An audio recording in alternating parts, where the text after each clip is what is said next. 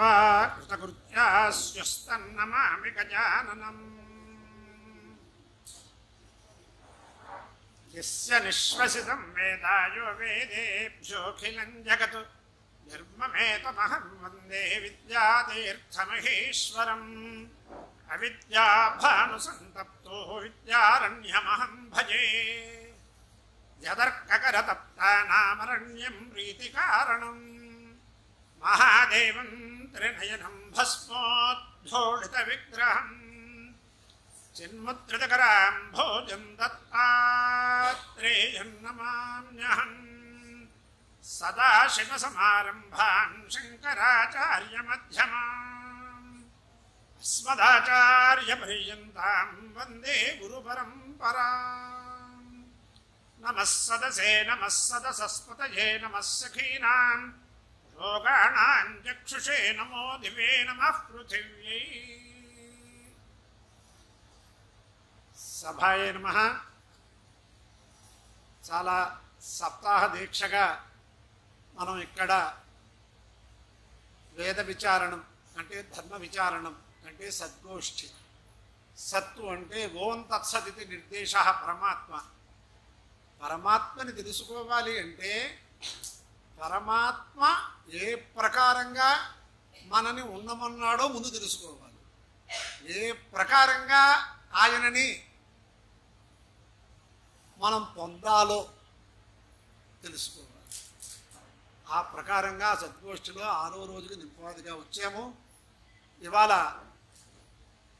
భృగువాసరం అంటే దేవీవాసరం, దేవీపర్వంలో భృగువాసరాన్ని కూడా చెప్తారు.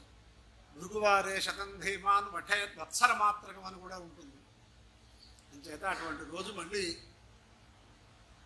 మనం ఈ గోష్ఠిలోకి వచ్చాం. ఈ పూట వస్తూనే సంగీతం, మామూలుగా సంగీతం గురించి అందరూ చెప్తారు. శిష్యుడు వేత్తి పురుషుడు వేత్తి వేత్తిగాడ రసంఫణి అని.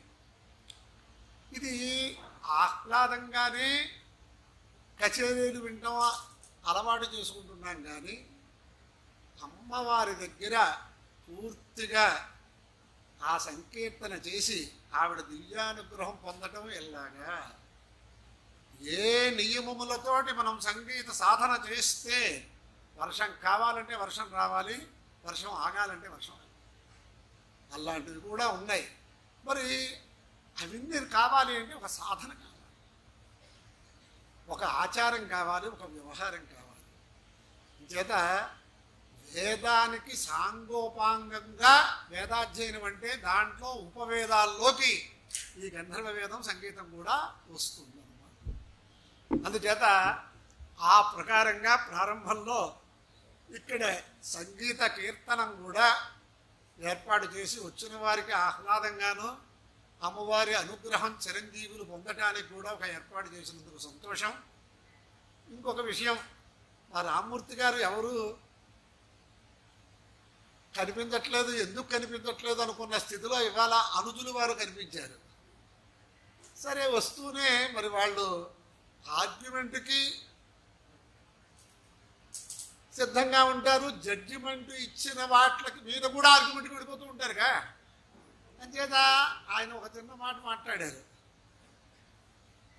మేము బాధలు వినవలసిన స్థితి వస్తోంది అని. దానికి మా బంధువుల్లో కొంతమంది గురువుల్లో శ్రీవత్స గోత్రీకులు ఉన్నారు, మా బావగారు. వాళ్ళని ఏడిపించడానికి చిన్నప్పుడు పురుగుల గోత్రం అని పేరు పెట్టేవారు. శ్రీవత్స గోత్రీకుల్ని పురుగుల గోత్రం అని పేరు పెట్టేవారు. అంటే ఏమిటి, మధ్యమ పద లోప సమాసాలన్నీ సంస్కృతంలో ఉంటాయి కదా. అంచేతవా సోపప్రియ బ్రాహ్మణ సోపబ్రాహ్మణ, దేవప్రియ బ్రాహ్మణ దేవబ్రాహ్మణ అని ప్రియ అనే వాక్యం అక్కడ వెళ్ళిపోతుంది. అందుచేత అక్కడ ఏం చేశారు, ఎలాగైతే మధ్యమ పదలోప సమాసం వచ్చిందో ఇక్కడ కూడా ఆయన బాధలు పోగొట్టే పనిలో ఉన్నామని అనుకోవాలి. మనం చేసే పని బాధలు వినే పని కాదు, బాధలు పోగొట్టే పని. అప్పుడు ఆనందంగా ఉంటాం మనం.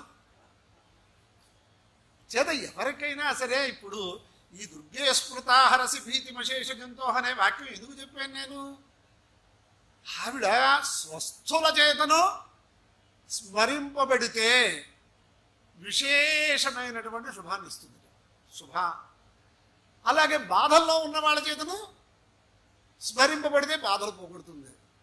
అక్కడ అంటారు దారిద్ర్య దుఃఖ భయహారిణి కాత్వదన్యా.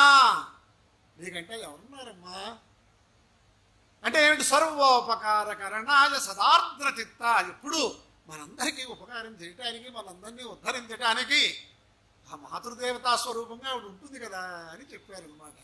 అందుచేత మీరు పెద్ద లాయరే అయినా, రామూర్తి గారు ఎంతసేపు కోర్టులో ఎన్ని గంటలు వాదించగలిగినా ఓ లాయరు గారికి సమాధానంగా నేను చెప్పగలిగిన స్థితి కూడా ఇవాళ నాకు ప్రారంభంలోనే వచ్చినందుకు సంతోషంగా ఉంది. అది నేను చెప్పాను ప్రస్తుతం. చేదంటే మనం చేసేటటువంటి వృత్తిలో మనం రమించాలి. ఇవాళ అందరూ మన వాళ్ళు ఉన్నారని చెప్తున్నాను. ఏ వృత్తి ద్వారా మనం జీవిస్తున్నామో, ఏ వృత్తి ద్వారా మనం లౌకికంగా అభివృద్ధిగా కనిపిస్తున్నామో, ఆధ్యాత్మిక అభివృద్ధి అనేది వేరు, లౌకిక అభివృద్ధి వేరు. ఆ వృత్తిలో మన పిల్లల్ని పెట్టడానికే కష్టంగా ఉన్న రోజులు. అత్రాపి వైదిక వృత్తుల్లో అందుచేత ఎంచేత వస్తుంది? ఆ వృత్తి ద్వేషం పనికిరాదు. దీంట్లో రాజకీయాలంటే రాజకీయాలు సమస్యలు లేనటువంటి వృత్తిని ఒక్కటి చూపించండి.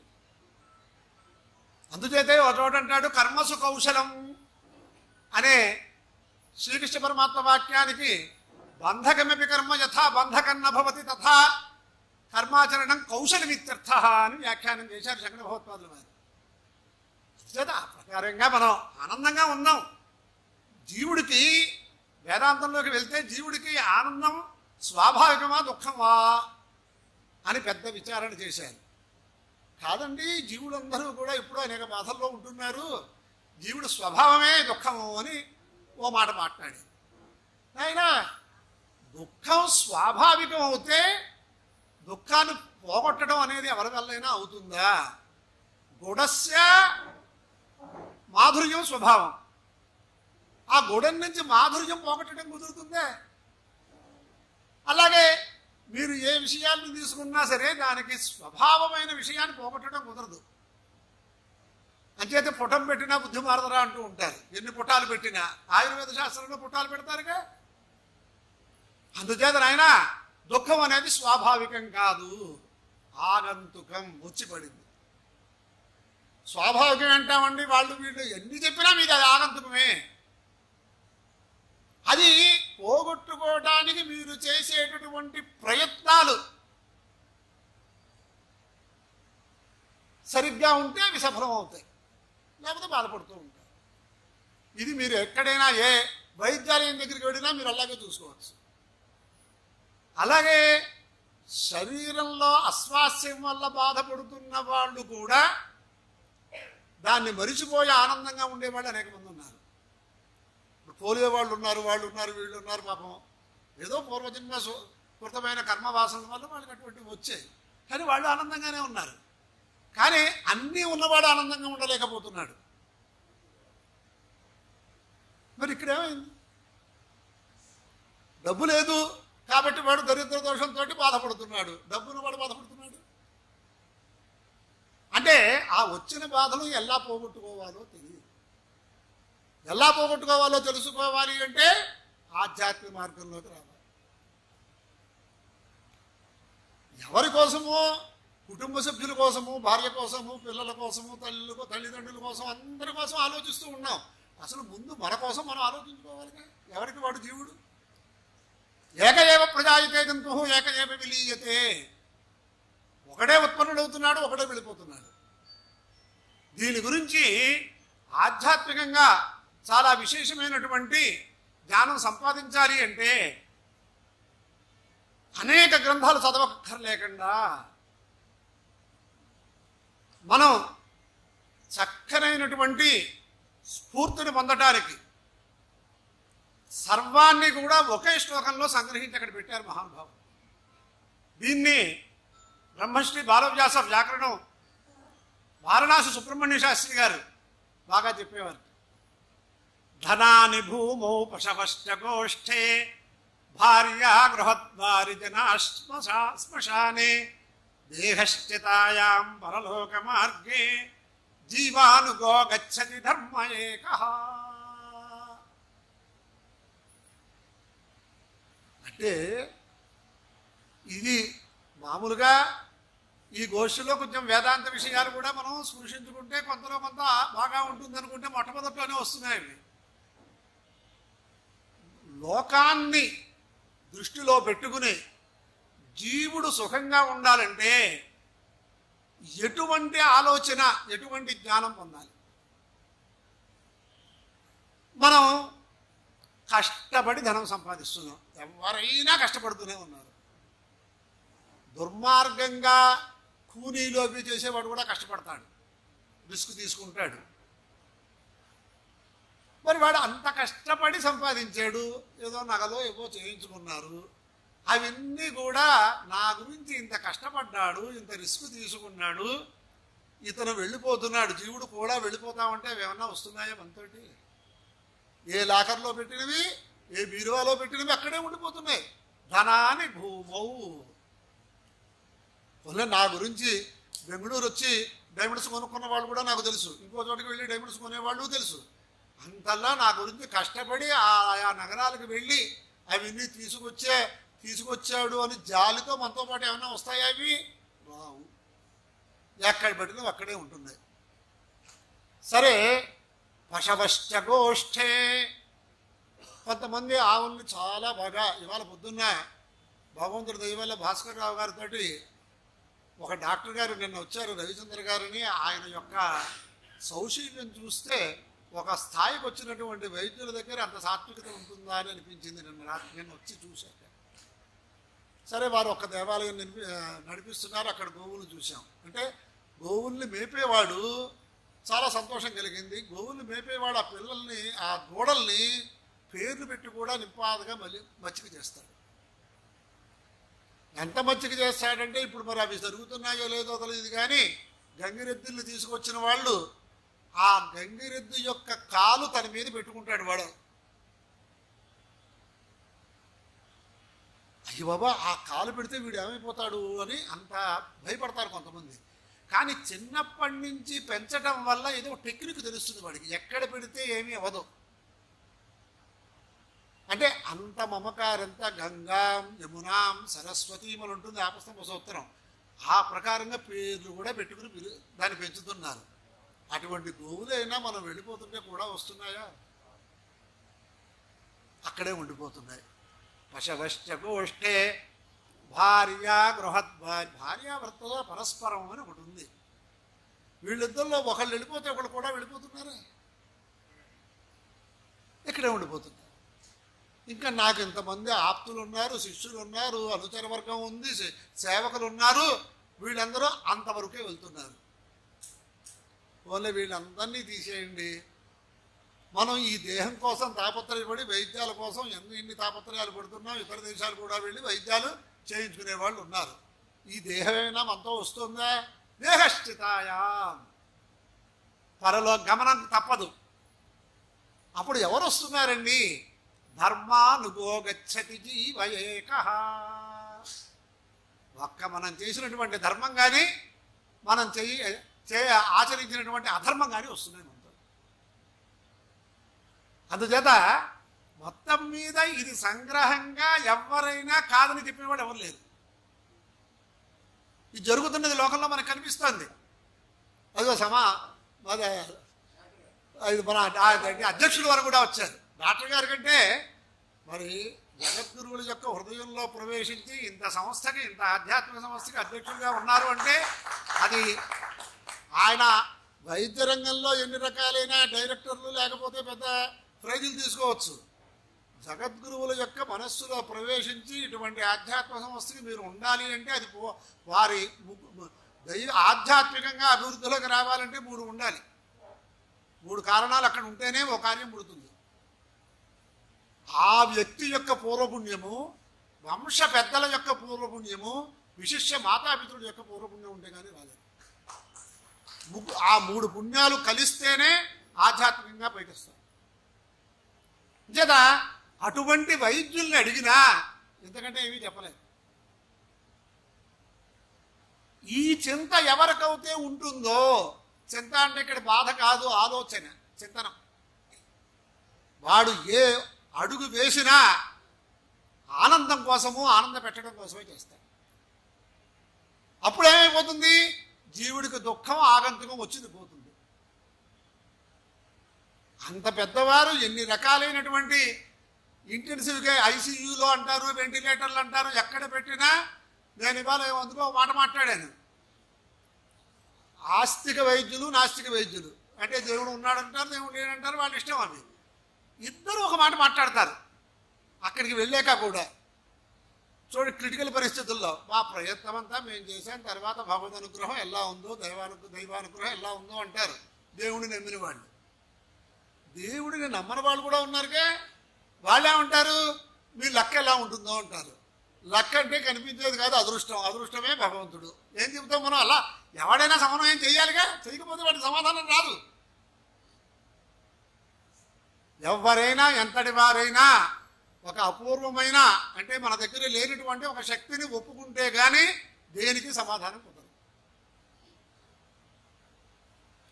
అలా ఆలోచించుకోవాలి.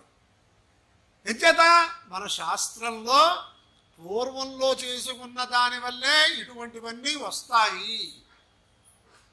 ఒక్కొక్కడు చాలా మేధా సంపన్నులు ఉంటారు, కానీ లౌకికమైన బాహ్య సౌందర్యం వాడి దగ్గర ఉండదు. మరి బాహ్య సౌందర్యం లేదని బాధపడుతూ కూర్చుంటే వీడు మేధావి అవ్వలేడు. హాస్యంగా మా పెద్దలు చెప్పారు, అంటే తెలివితేటలు ఉన్నవాడు ఎలా చేస్తాడు. ఇంకా చిన్నపిల్లలు కూడా వచ్చారు కాబట్టి చెప్తున్నాను నేను. మనం తెలుసుకునేది అక్కడ ఎవరైతే ఉన్నారో అందరిని గురించి శంకరాచార్య స్వామి వారు ఉత్తమ ప్రజ్ఞులు, మధ్యమ ప్రజ్ఞులు, సామాన్య ప్రజ్ఞులు, ఉత్తమ ముగ్గురు గురించి చేశారు ఆయన వ్యవహారం. ప్రస్థానత్రయం చేశారు, స్తోత్రాలు చేశారు, భజగోవింద శ్లోకాలు చేశారు, అందరినీ ప్రేమ చేయటానికి.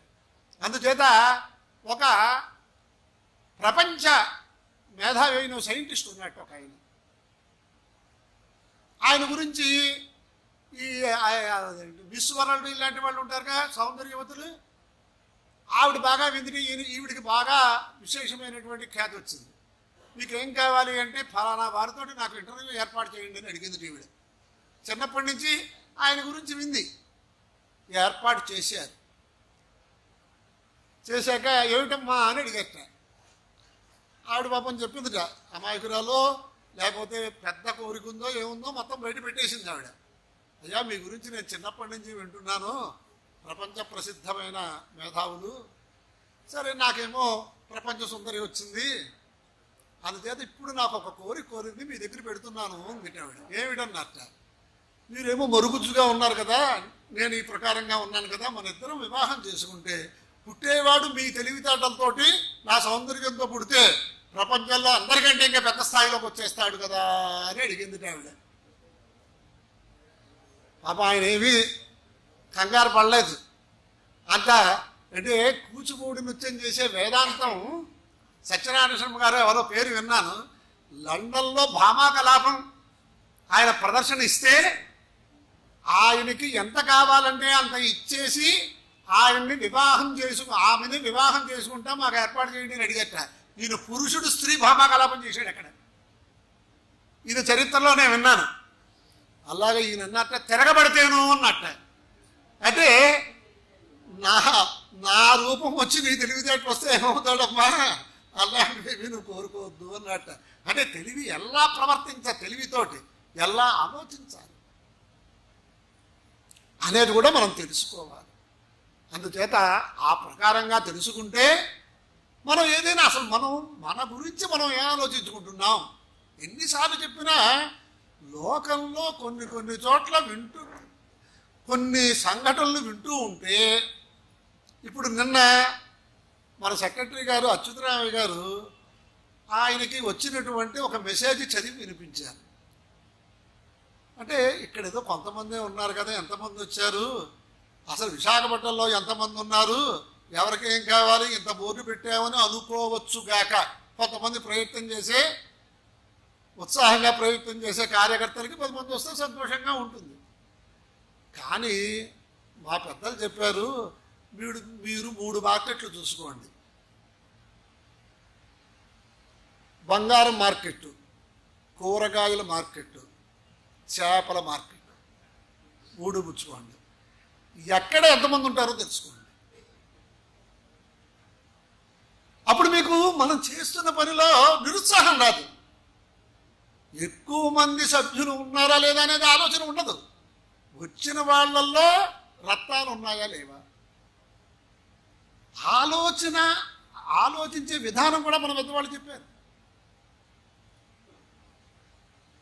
అనే ఉద్దేశంతో నిన్న ఇక్కడ మనం ఇక్కడ లేరున్నా అమెరికా నుంచి వచ్చిన ఒక మెసేజ్ ఆయనకి ఎప్పుడో ఇక్కడ మనం మామూలుగా కొంతమంది అడిగిన వాటికి సభాముఖంగా చెబితే వాళ్ళకు కొంచెం మనస్సులు ప్రశాంతతగా ఆధ్యాత్మిక మార్గంలోకి వస్తారు అని నేను చెబుతుంటే ఆయన రాసింది మరి ఎంత సంస్కారంగా రాశారంటే, ఎప్పటి నుంచో మా మనస్సుల్లో ఉండే సంశయాలన్నీ పోతున్నాయి అనే దృష్టితో ఆయన మెసేజ్ ఇస్తే అచ్యుతరావు గారు ఆనందించి నాకు చూపించారు, చదివి వినిపించారు.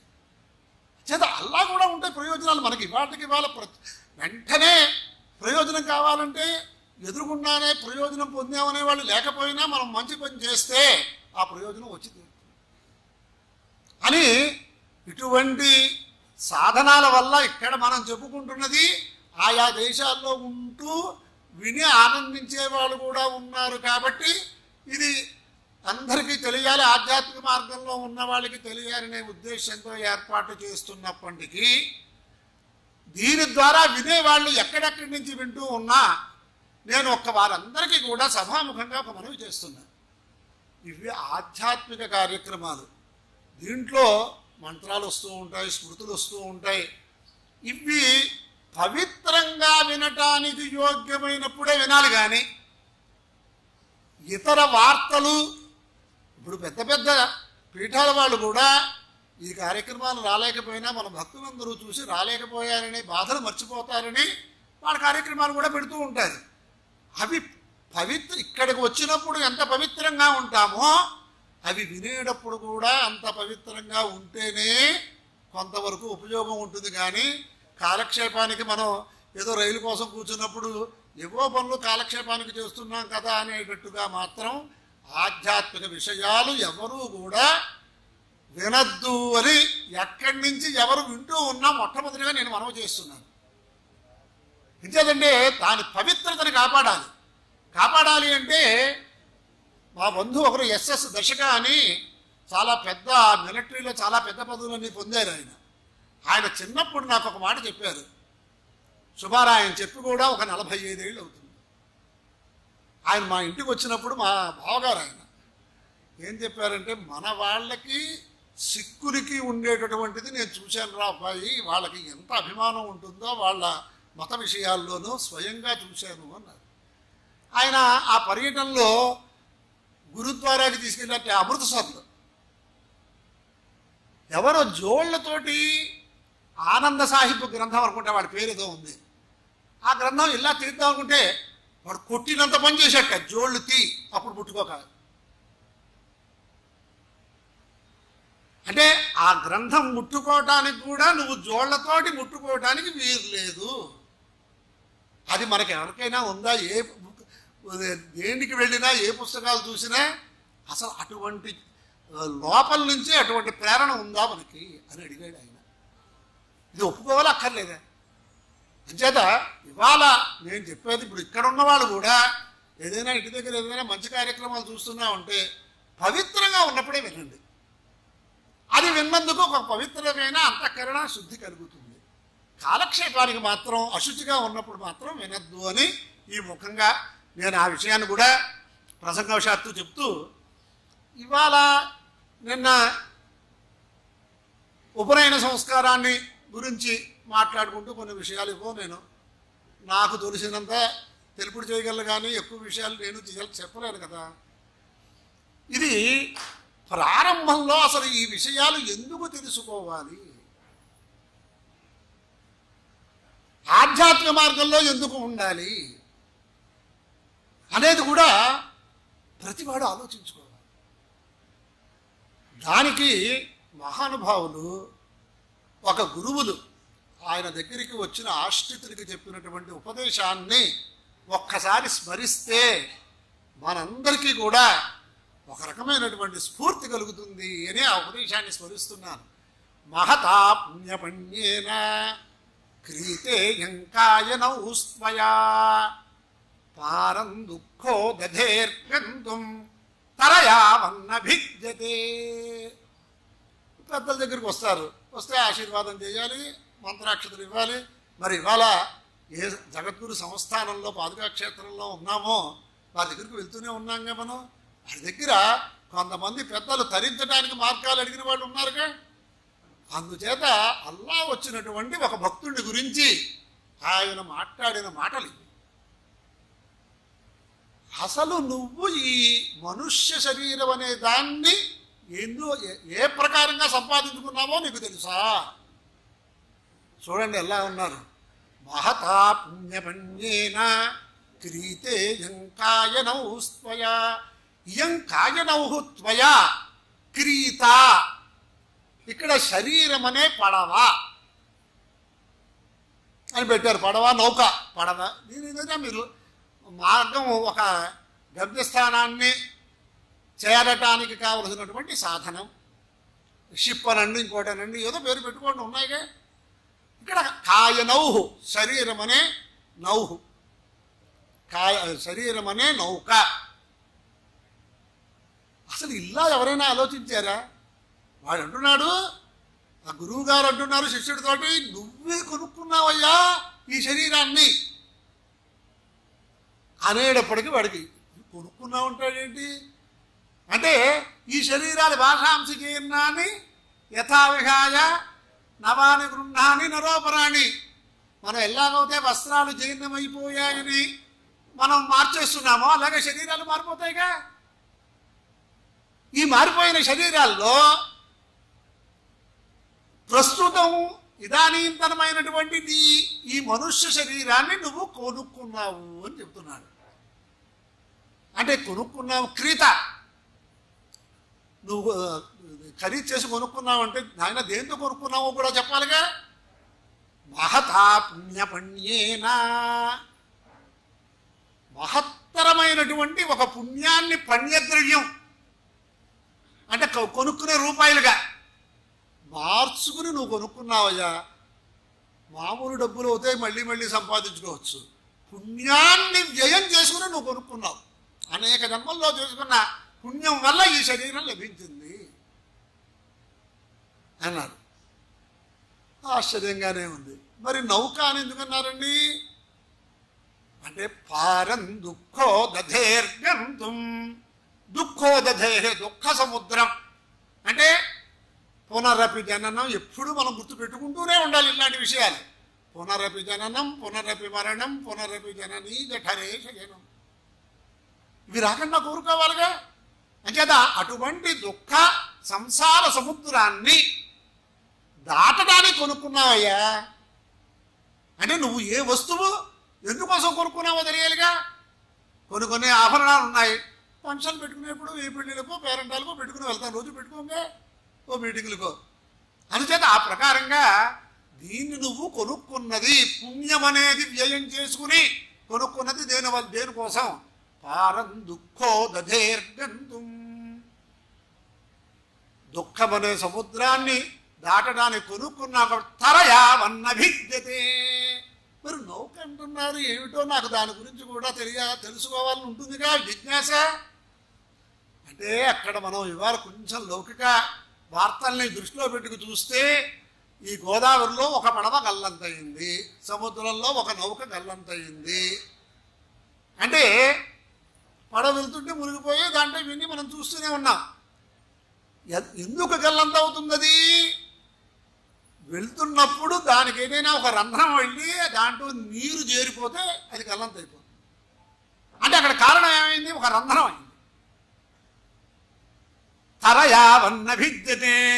ఇక్కడ మనుష్య శరీరానికి జీవుడు వెళ్ళిపోవడానికి స్వతసిద్ధమైనటువంటి నవఛద్రాలు ఉన్నాయి.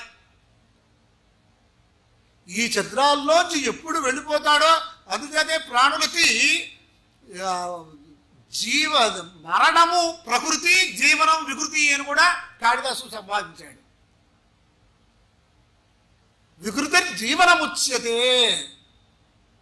మరి అందుచేత ఎప్పుడో ఏమైపోతుందో తెలియదు. ఇవాళ పార్కుల్లోకి వెళ్ళి చిన్నపిల్లలు ఇంత బెరువుల్లో ఆడుతూ ఉంటే ఒకసారి టప్పని ఉంటుంది. ఎందుకు? ఆ గడ్డికి ఉండేటటువంటి ముళ్ళు తగిలితేనే పోతుంది కదా. అందుచేత ప్రతివాడు ఎందుకోసం ప్రయత్నం చేయాలి? ముందు ఈ శరీరం అనేది మనం సంపాదించుకున్న తర్వాత స్వయం తీర్ణ పరాంస్తారయే, మనం ఒకళ్ళని మనం తరింప చేసుకోవాలి. ఇలా ఎవరికి వాళ్ళు ఆలోచించుకోవాలి అంటే ఇటువంటి విషయాలే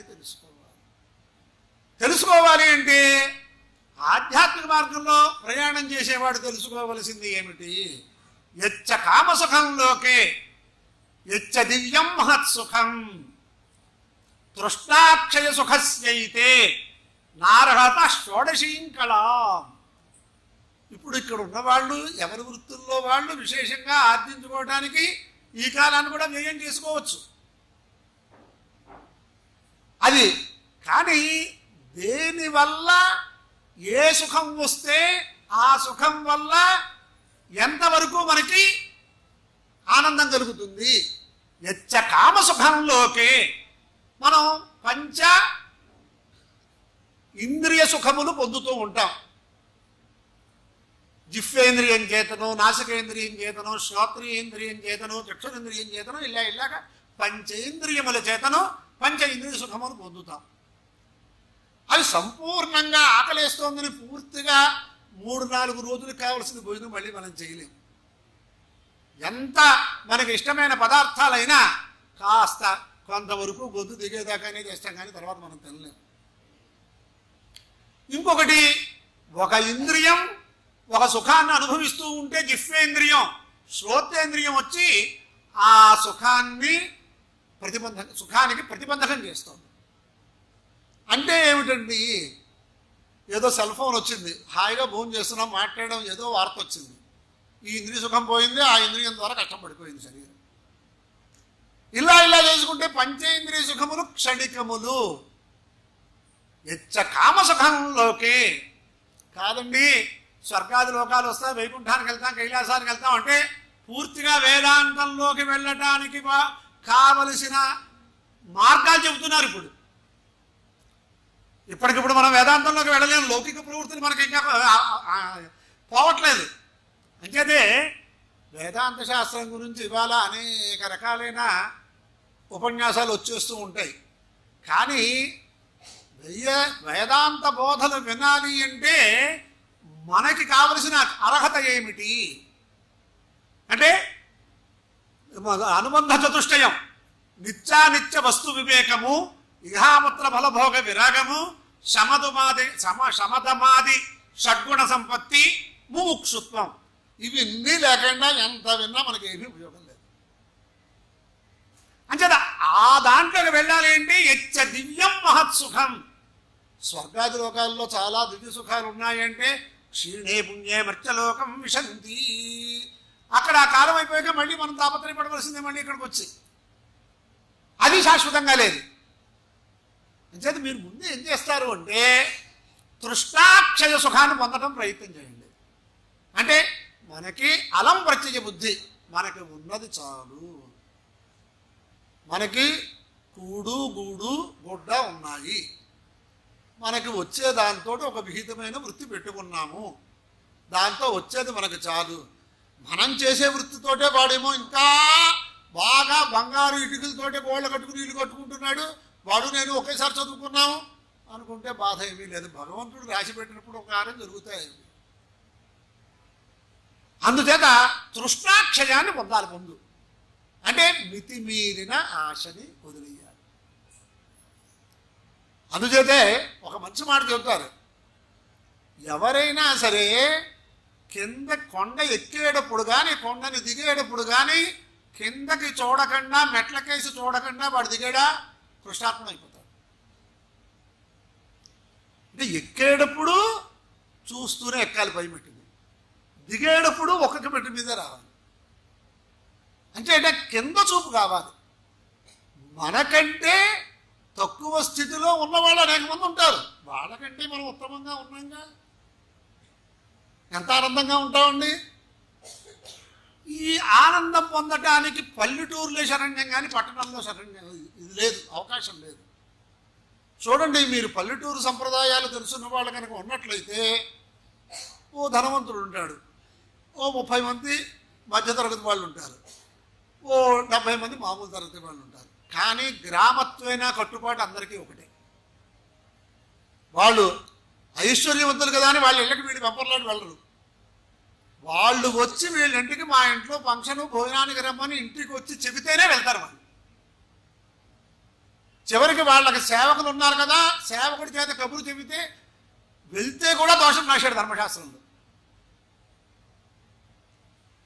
అంటే ఏమైంది, గ్రామంలో ఆస్తి ఉన్నవాళ్ళు ఆస్తి లేని వాళ్ళు అందరూ కూడా ఒక రకమైనటువంటి సంస్కారంతో సంప్రదాయంగా వాళ్ళకున్నది వాళ్ళు అనుభవిస్తారు, ఎవడి యోగం వాడిది అనే దాంతో అల్లుకుపోయి ఎవరికి వాళ్ళు చక్కగా ఉండేవారు. ఈ నగర ప్రపంచం వచ్చేసాక అందరూ కలిసి ఓ వర్గం వాళ్ళందరూ ఒకే చోట ఉండాలి అనే తాపత్రయాలు పెరిగిపోయాక, అంటే నేను ఎందుకు చెబుతున్నాను, నా మనస్సులో మాట తప్పు అవుతాయి ఎవరైనా చెప్పడానికి. ఇప్పుడు ఈ టైంలో కాకపోయినా తర్వాత అయినా మీరు చెప్పింది నాకు నచ్చలేదని అంటానికి కూడా యోగ్యత ఉండి నా ఎందు ఆత్మీయత ఉన్నవాడు ఉన్నారు కాబట్టి నా మనసులో మాట చెప్తున్నాను నేను. ఈ అందరూ ఒకే చోట ఉండటం వల్ల అంతకంటే పైన చూస్తున్నారు. అంటే అలం ప్రత్యయ బుద్ధి చాలు మనకి ఉన్నది, వెళ్ళిన వాళ్ళు ఏమన్నా తీసుకుపోతున్నారా, మనకి ఏ లోటు ఉంది, మనం తీసుకు వెళ్ళవలసినటువంటిది ఏమిటి అనే ఆలోచన రావాలిగా. నా దగ్గర ఒక ఆయన చదువుకుంటున్నాడు, బాగా చదువు వస్తుంది, ఘనవల్లిస్తున్నాడు. ఆయన వచ్చి నా దగ్గరికి వచ్చి కొంచెం మాకు కొన్ని రకాలైనటువంటి బంధువుల వల్ల వాక్యాల వల్ల ఇంకా నేను సంపాదనకు వెళ్ళిపోతానండి, ఈ ఘన ఎప్పటికవుతుందో అలాగే ఏ స్వార్థమో దాంట్లో బ్రహ్మాండంగా సంపాదించుకుంటాను అన్నాడు. పాపం చదువు వస్తోంది కానీ ఈ బంధువులు వాళ్ళందరూ మేమందరం బ్రహ్మాండంగా ఈ వృత్తుల్లో కార్లు ఇవి కొనేసావు, నువ్వు ఎప్పటికవుతుంది, ఎప్పటికి నువ్వేముంటావు. సరే నేను ఒక్క మాట చెప్తాను, నాయన చదువుకుంటున్నాడు వినీతుడు, ఎందుకో మధ్యలో ఎవరో బుద్ధి విక్షేపాన్ని చేశారు. సరే రమ్మన్నాను, మా ఇల్లు చూపించాను, ఈ ఇల్లు పెద్దదేనా అన్నాను. పెద్దదేనండి అన్నాడు. వేద పాఠశాల కోసం పక్కన ఏదో కొంచెం పెద్ద ఇల్లు కట్టుకున్నాం. కట్టుకుంటే సరే ఇప్పుడు నేను ఎవరైనా సరే యజ్ఞం తన నష్టం ఎవడు శాశ్వతంగా ఉండడు, నేను వెళ్ళిపోతాను కదా, ఈ ఇల్లు నాతో వస్తుందా అని అడిగాను. నా మీదే పెట్టుకున్నాను. ఎందుకు వస్తుందండి అన్నాడు. మరి తంహి విద్యా కర్మణి సమన్వార భేతే పూర్వ ప్రజ్ఞాచ, ఎవరు వెళ్తుంటే ఇందాక ధర్మం వస్తుందన్నాం కదా, దాంతో అనుష్ఠానము విద్య కూడా ఆ వెళ్ళే లింగ శరీరాన్ని పెట్టుకుని లోకాంతర గమనాలు చేస్తూ ఉంటుంది. మరి మనతో వచ్చేదేమిటి, ఆధ్యాత్మిక జ్ఞానము, ఆధ్యాత్మిక విద్యలు, అనుష్ఠానములు. ఈ ఇల్లు రాదంటున్నావు కదా, మనతో పాటు వచ్చే దానికోసం ప్రయత్నం చేసుకుంటే ఇవి వస్తే వస్తే లేకపోతే లేదు. అలా ఆలోచిస్తే ఎలా ఉంటుందో నువ్వు ఆలోచించన్నాడు. మళ్ళీ జ్ఞానాంతం పూర్తి చేస్తే కానీ ఇంకో ఆలోచన రాలేదు అతనికి. అంటే తెలుసుకోవాలి మనం. ఏంది తెలుసుకోకుండా ఇంత సమాజాన్ని ఇంతల్లా చూస్తూ ఇంకా ఇంకా దానికోసమేమో పొరలాటం ఏమిటి? ఇలాంటివి కూడా తెలుసుకోవడానికి అనుష్ఠానంలో ధర్మ మార్గంలో ఎవరైతే ప్రవర్తిస్తున్నారో వాళ్ళ గురించి ఆపస్తమ మహర్షి అనేక విషయాలు చెప్పాడు. ఉపనయనాది సంస్కారములు పొందాలి అంటే ఆ సంస్కారాలు ఎలా చేయాలో ఆపస్తమ మహర్షి చెప్పాడు. శ్రౌత కర్మలు, యజ్ఞ యాగాది క్రతువులు, పౌండరీకాలు, వాజిపేయాలు ఇవన్నీ కూడా ఆపస్తముడు చెప్పాడు. ఈ రెండిట్లకి శ్రౌత కర్మలు, స్వార్థ కర్మలు ఉపయోగించే ధర్మసూత్రం ఒకటి చెప్పాడు. ఆ ధర్మసూత్రం కనుక అన్వయంలోకి తెచ్చుకుని చేస్తే ఎంత ఆనందంగా ఉంటాడో జీవుడు. చాలా ఆశ్చర్యం. నేమం లౌకికం అర్థం పురస్కృత్య ధర్మావిష్కరేతు నిష్ఫలాహ్యభ్యుదయే భవంతి. ధర్మ మార్గంలో ఎవడు ఏ ప్రయత్నం చేసినా, జపం చేయండి, స్తోత్రం చేయండి, హోమం చేయండి, అధ్యయనం చేయండి, మీ ఇష్టం, లౌకికమైన ప్రయోజనాన్ని ఆశించవద్దు అని ఒక నిర్ణయం చేశాడు. ఒక విధి చెప్పాడు. ఎంచేదంటే ఇవన్నీ చేయని వాళ్ళు కూడా లోకంలో ఇల్లు కట్టుకుంటున్నారు, వాకిళ్ళు కట్టుకుంటున్నారు, దేవుడికి నమస్కారం చేయని వాళ్ళు పూర్వజన్మలో చూసుకున్న దానివల్ల వాళ్ళు అనుభవిస్తున్నారు. దానికోసమే మనం ఈ పని చేయడం ఎందుకు? నేమం లౌకికమర్థం పురస్కృత్య అక్కడ హరదత్తులు వారు వ్యాఖ్యానం చేస్తారు. లోకే ఖ్యాతి లాభ పూజార్థం ధర్మాచరణ న కర్తవ్యం ధర్మాను నచరే. ఇది చేస్తే ఒక ఖ్యాతి వస్తుంది. ఇప్పుడు సంగీత విద్యను అభ్యసిస్తున్నారు వాళ్ళందరికీ మొట్టమొదట ఎంఎస్ సుబ్బలక్ష్మి వీళ్ళు స్పర్ధ కోసం చేయొచ్చు. కేవలం దానికోసమే చేస్తున్నాము, లౌకికమైనటువంటి ప్రయోజనం నిమిత్తమే చేస్తున్నామని ఆధ్యాత్మిక విద్యలు కనుక అధ్యయనం చేస్తే ఏమీ ప్రయోజనం లేదు. వస్తాయి. ముందు విద్య పటుత్వంగా నేర్చుకోవాలి. ఆ గురువులు మన విద్యను చూసి సంతోషించాలి. అంతవరకే రావాలి. వాళ్ళకి అవార్డు వచ్చిందండి, వీళ్ళకి అది వచ్చిందండి, ఇది వచ్చిందండి, ఇంకా అక్కడే బుద్ధి పెడితే వాడి పైకి ఒక్క పెట్టేయలేదు. అంటే ఖ్యాతి కోసం మీరు ఏ పని చేయొద్దు. ఆధ్యాత్మికంగా లాభం ఎంత మనకి లాభం వస్తుందో ఇది చదివితే. ఇప్పుడు ఏదైనా ఒక గ్రూపులు తీసుకోవాలంటే ఏ గ్రూపు చదివితే ఏది వస్తే లోకల్లో ఏది డబ్బు సంపాదించవచ్చు. పోలో వైద్యమే అనుకుంటే వైద్యంలో దేనివల్ల బాగా సంపాదించవచ్చు. ఏది ఇప్పుడు మనకి కావలసింది ఇలా ఆలోచిస్తున్నారుగా. ఇప్పుడు ప్రస్తుతం అందరికీ కావలసింది నేను అనుకునేది షుగరు బాగా అతి మధురం, అది వాళ్ళు చాలా ఉపయోగిస్తున్నారు ఇప్పుడు. అందుకని ఆ ప్రకారంగా ఆలోచించినట్లయితే ఒక లాభాన్ని గురించి ఆలోచించు. కాదండి లోక పూజ్యత్వం వస్తుందండి, వాళ్ళు ఎవరో పాదపూజలు చేస్తారండి, దాని గురించి భాషించద్దు నాయన. నీకు ధర్మం బ్రాహ్మణేన నిష్కారణో ధర్మ షడంగో వేద అధ్యేతవ్య జ్యేష్ఠ.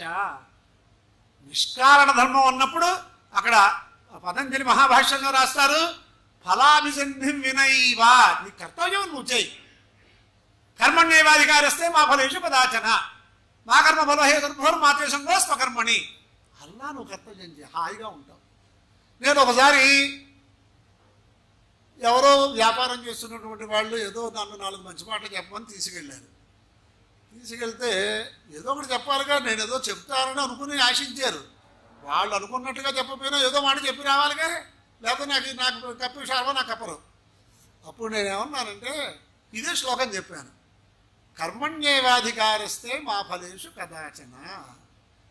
నీకు కర్మానుష్ఠానం యందు నువ్వు చెయ్యి, అస్తమానం ఫలముల గురించి ఆశిస్తే నీకు ఎప్పుడు బాధ అని చెప్పాను. ఏమిటండి ఇలా చెప్తున్నారు అని అడిగారు. వాళ్ళకి తెలియలేదు. అంటే నేను ఒక లౌకిక ఉదాహరణ చెప్పాను. 1 లక్ష రూపాయలు పెట్టుబడి పెట్టి మళ్ళీ ఏడాదికి 1 లక్ష రూపాయలు మనకి లాభం రావాలి అనుకున్నావు. నువ్వు వ్యాపారం ప్రారంభించేటప్పుడు నీకు 1 లక్ష రూపాయలు లాభం వచ్చింది. సంతోషమైనా నీకు నాయన అంటే నీకు సంతోషం కలగదు. ఎందుచేత ఇదే 1 లక్ష రూపాయలు ఇదే వ్యాపారం మీద పెట్టుబడికి 3 లక్షలు వచ్చింది. దానివల్ల వాడికి ఏమీ సంతోషం కలగలే. వాడు అనుకున్న లాభం రాలేదు, సంతోషం లేదు. ఇంకా నష్టం వస్తే ఇంకా సంతోషం లేదుగా. అంటే నువ్వు చేసే పని నీకు దుఃఖదాయకంగా కనిపిస్తోంది. అదే పరమాత్మ అనుగ్రహంతో ఏం జరిగితే జరిగింది. ఆయన నీట ఉంచినా ఏం చేసినా పాలం ఉంచినా ఆయనదే భారం అని చేస్తే ఆయన ఏది ఇస్తే అది సంతోషంగా స్వీకరిస్తే ఎంత ఆనందంగా ఉంటో. ప్రయత్నం చేయొద్దు అని చెప్పలేదు శాస్త్రం, బాధపడద్దని చెప్పింది. ఇవాళ మరి ఇక్కడ ఎంతమంది పెద్దవాళ్ళు ఉన్నారు. ఇదివరకు మన చిన్నతనంలో ఏ రిజల్ట్స్ వచ్చినా 2వ సారి 3వ సారి 4వ సారి నేను మా సరదాగా అనేవాళ్ళం, వీడు 10th క్లాసు 5th ఇయర్ రా అనేవాళ్ళం. అన్నిసార్లు ప్రయత్నం చేసినా వాళ్ళు చేశారు. ఇప్పుడు ఈ టెన్షన్లు, ఈ ర్యాంకులు, ఈ వ్యవహారాలు వచ్చి వాడి నెంబరు కనిపించకపోయినా వాడు అనుకున్నది రాలేకపోయినా జీవితాలనే చేయించేస్తున్నారు. మరి చిన్నప్పటి నుంచి కనిమోసిన పెద్దలకి మనం బాధ కలిగిస్తున్నాము అని వాళ్ళు అనుకోవట్లేదు. నువ్వు ఈ ర్యాంకు వాళ్ళ ఇంట్లో వాడు ర్యాంకు సంపాదించారు, నువ్వెందుకు సంపాదించలేని రోజు వీళ్ళు టెన్షన్ పెట్టేస్తున్నారు. పెద్దవాళ్ళకి మతి లేదు, చిన్నవాళ్ళకి మతి లేదు. మతి లేని సమాజంలో ఉన్నాం మనం. పరమాత్మ మీద భారం వేయటం అంటే కొన్ని అనుభవాలు చూస్తే పెళ్ళిళ్ళు చేసేటప్పుడు ఒక వధువు గురించి ఒక వరుడు గురించి ఒక వధువు వాళ్ళు ప్రయత్నం చేశారు. అయిపోతుంది అనుకున్నారు, వాళ్ళకి కావాలి వీళ్ళకి కావాలి, అవ్వలేదు, బాధపడ్డారు. అది ఎప్పటికి తెలిసింది? ఏమీ లోట్లేదు, వాడు చేసుకుందాం అనుకున్నారు, వీళ్ళిద్దాం అనుకున్నారు, ఎందుకో ప్రతిబంధకం వచ్చింది. కొన్నాళ్ళకి చూస్తే అవతల వరుడికి వికలత్రయోగం ఉంది, ఆ అమ్మాయికి అనారోగ్యం వచ్చి పడిపోయింది. 20 ఏళ్ళకి సమాధానం దొరికింది. అప్పటికప్పుడు సమాధానాలు దొరుకుతాయా? కొంతమంది ఏమంటారు, ఆ గ్రూపు రాలేదు కాబట్టి, ఈ గ్రూపులో చేరాను కాబట్టి ఇంత పైకి వచ్చానంటారు. ఒక పరమాత్మ మీద భారం వేయాలనుకుంటున్నారా ఎవరైనా? అందుచేత ఈ ప్రకారంగా తృష్ణాక్షయ సుఖస్యైతే నారహత షోడశీం కలాం, ఆ దివ్యమైన మహత్సుఖంలో కానీ, స్వర్గాది సుఖముల్లో కానీ, లౌకిక ఇంద్రియ సుఖముల్లో కానీ పూర్తి సారం ఏమీ లేదు. తృష్ణాక్షయం మనకి ఉన్నది, పరమాత్మ మనకి ఇచ్చేది, అమ్మవారు మనకి ఇచ్చేది మనకి ఇస్తుంది అని వ్యవహారంలోకి రావాలి. అందుచేతే మహానుభావులు అనుష్ఠానం అయిపోయాక శుక్రవారం కాబట్టి చెబుతున్నా, చెట్టు చివరికి ప్రార్థనా మంత్రంగా చెప్పేటటువంటిది ఒకటి ఉంది. పాతయవా పాతాళే స్థాపయవా సకల లోక సామ్రాజ్యే అంబత్వత్ పాదయుగళం నాహం ముంచామి నైవ ముంచామి హత్వా వా ప్రాప్స్యసి స్వర్గం జిత్వా వా భోక్ష్యసే మహీం. ఎప్పుడైనా ఒక స్పర్ధకు వెళ్ళినా, ఒక పరీక్షకు వెళ్ళినా, ఒక మంచి పని చేసినా ఆ ఉపదేశాలు మనకి ఎదురుకుండా కనిపించాలి. ఆయన ఏమన్నాడు? హత్వా వా ప్రాప్స్యసి స్వర్గం. వాళ్ళ చేత కొట్టబడ్డావా నువ్వు స్వర్గానికి వెళ్ళిపోతావు. ధర్మయుద్ధంలో ఉన్నావు. అర్జునుడికి శ్రీకృష్ణ పరమాత్మ చెప్పింది.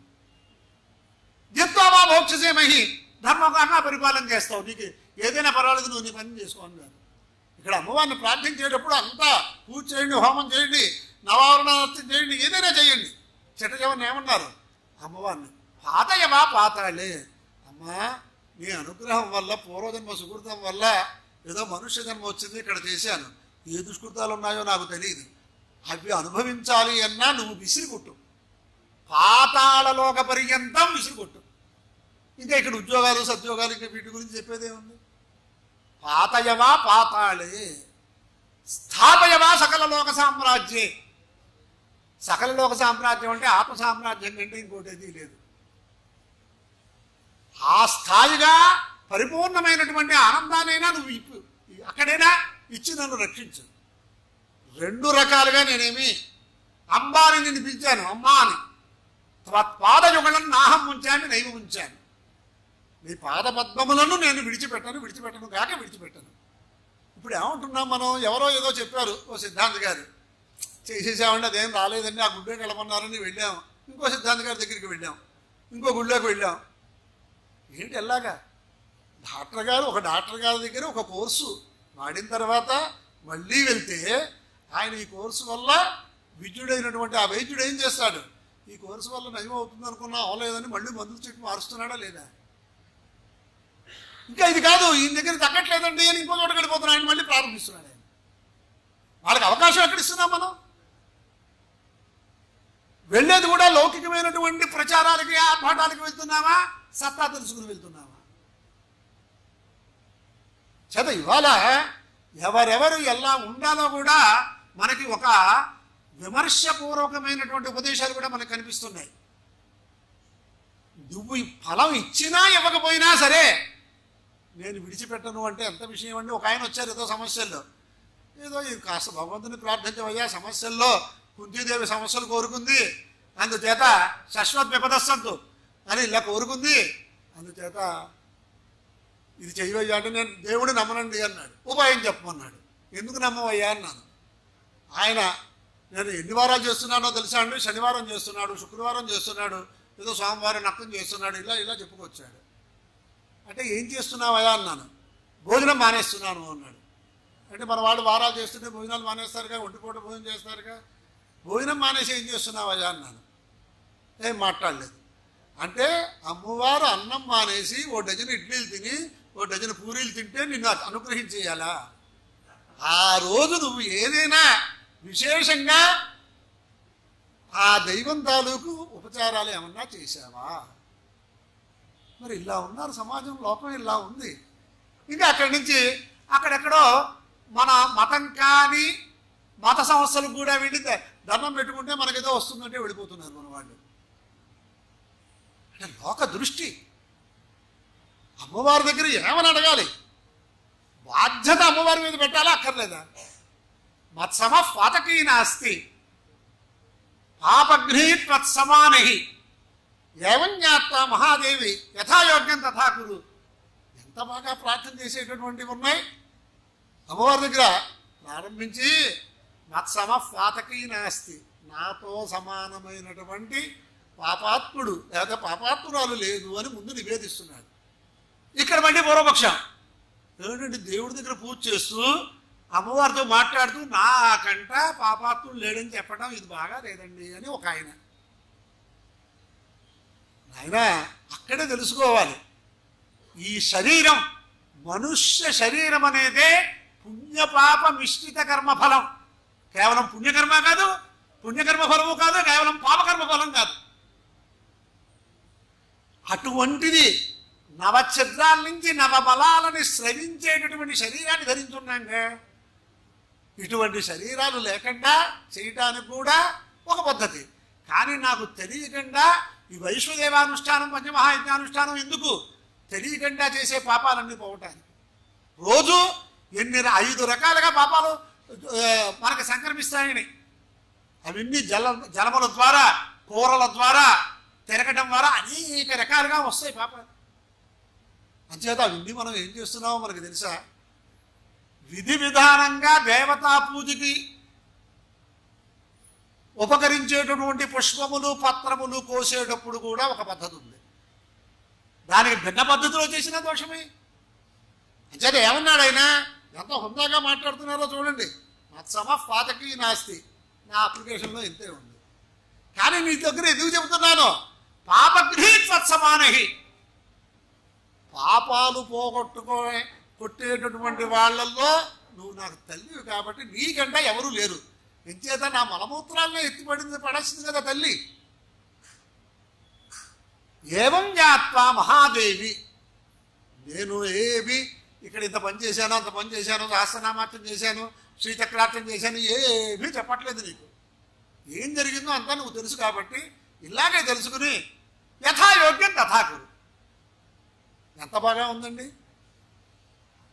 అసలు ఈ ప్రకారంగా మనం ఆధ్యాత్మిక మార్గంలో ఉండాలి. అప్పుడు పరాయి వాడితోటి ఆధ్యాత్మికంగా వాడిలాగా చేయలేకపోతున్నామనే దృష్టి వస్తుంది తప్ప వాళ్ళకి ఈ కార్యక్రమాల్లో ఈ కమిటీలో ఆయనకి పేరు వచ్చేస్తోంది. ఆయన బాగా టైం ఇచ్చాడు పరమాత్మ, మనకి ఇవ్వలేదు.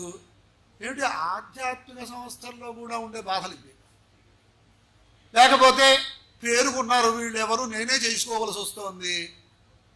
ఏమైపోయింది? అది లౌకిక సంస్థ అయిపోయింది, ఆధ్యాత్మిక సంస్థ వల్ల. అందరికంటే ఎక్కువ ఇక్కడ సేవ చేసే భాగ్యం నాకు కల్పించాడు అనుకుంటే ఎంత బాగుంటాడు. ఆయనలాగా సేవ చేసే భాగ్యం నాకు దొరకట్లేదంటే ఎంత సమన్వయంగా జరుగుతుంది సంస్థ. ఇది లేదు ఇవాళ కొన్ని సంస్థల్లో. ఎందుకంటే కొన్ని సంస్థల్లో సలహాలు కూడా చెప్పవలసిన స్థితి నాకే వచ్చింది కాబట్టి చెప్తున్నా. ఆధ్యాత్మిక సంస్థ అంటే మీరు లౌకికంగా కబడ్డీ ఆడండి, ఇంకోటి ఆడండి, ఇంకోటి ఆడండి, కుస్తీ పాటలు పట్టండి, అవి వేరు. ఆధ్యాత్మికంగా వచ్చినప్పుడు ఎవరికి యోగ్యమైన, ఎవరికి శక్తి ఉన్న సేవ వాళ్ళు చేస్తారు. సమన్వయంగా వెళ్ళాలి, కార్యక్రమం బాగా జరగాలి, భగవంతుని దృష్టిలో ఉండాలి, భక్తుల దృష్టిలో ఉండక్కర్లే. ఆయన లేరా అని నిన్నే చెప్పుకున్నాం, ఆయన లేనటువంటి స్థలం లేదని అనే విషయాలు ఇవాళ కొంతవరకు మీకు చెప్తూ, ఇంకా మన శాస్త్రములలో ఉండే కొన్ని వాక్యములు తీసుకుని మనువాదం నశించాలి, మనుస్మృతి నశించాలి, వేదాలు నశించాలి, ఇలా ఇలా ఇలా మాట్లాడే వాళ్ళని కూడా మనం చూస్తున్నాం. వాళ్ళు ఎవరైనా సాత్వికంగా వస్తే వాళ్ళు వాళ్ళల్లో ఎవరు పెద్దవాడు, ఈ రాజ్యాంగాలన్నీ కూడా తయారు చేసిన వాడు ఎవరో ఒక పేరు కూడా పెట్టుకుంటున్నారు. కాబట్టి వాళ్ళకి అతను ఆ విద్య చదవటానికి ఎవరు సహకరించారు, ఆ స్థాయికి రావడానికి ఎవరు సహకరించారండి? మరి అతను ఆ వర్గం వాళ్ళ మీద ఈ వర్గం వాళ్ళకి ఇబ్బంది వస్తే వాళ్ళకి పాఠాలు చెప్తారే? ఇలా ఎవరైనా ఆలోచిస్తున్నారే? అంటే ఏదో ఒక రకంగా దున్నపోతు ఈనింది అంటే దూడను కట్టే స్థితిలోనే లోకం ఉంటుంది. ఎవరైనా సాత్వికంగా మనుస్మృతిలో ఎవరిని, నిన్న కూడా మనం చెప్పాను నేను, ఎవరు అసలు వేదై పశ్యంతి పండితా, పండితులు వేదవాంగ్మయం అనే దృష్టితోటే చూస్తారట. మీరు ఎలా అయితే స్టెటస్కోప్ మీకు ఎంత మనిషి ఎన్ని రకాలైన డాక్టర్లకి ఎన్ని పైన ఉన్నా వాడికి ఏం కనిపిస్తుంది, లోపల ఎక్స్రేలోనూ స్కానింగ్ రిపోర్ట్లో ఉండేవే కనిపిస్తాయి. అందుచేత వేదమనే దృష్టితో చూస్తున్నారు వాళ్ళు. ఆ ప్రకారంగా చూస్తే వేదం చదువుకుని అనుష్ఠానం చేస్తూ లోకానికి ఉపకరించవలసిన వాడు ఒక వేదం చదువుకోకపోతే, ఒక శాస్త్రం చదువుకోకపోతే తత్ర ఏకయా హీన కాణ శృతిస్మృతి ద్వే చక్షుషి విప్రాణాం దేవ నిర్మితే తత్ర ఏకయా హీన కాణ ద్వాభ్యామంగా ప్రకీర్తిత అని మొన్నప్పుడో చెప్పాను నేను ప్రసంగవశాత్తు. అంటే అంధుడంది, ఏకాక్షంది. ఈ మాటలకు ఎవరికి సంబంధం లేదా? నువ్వు తల్లిదండ్రులు చూడకపోతే నీకు పుట్టగతులు లేవని చెప్పింది. ఈ మాటలు ఎవడో చూడట్లేదా?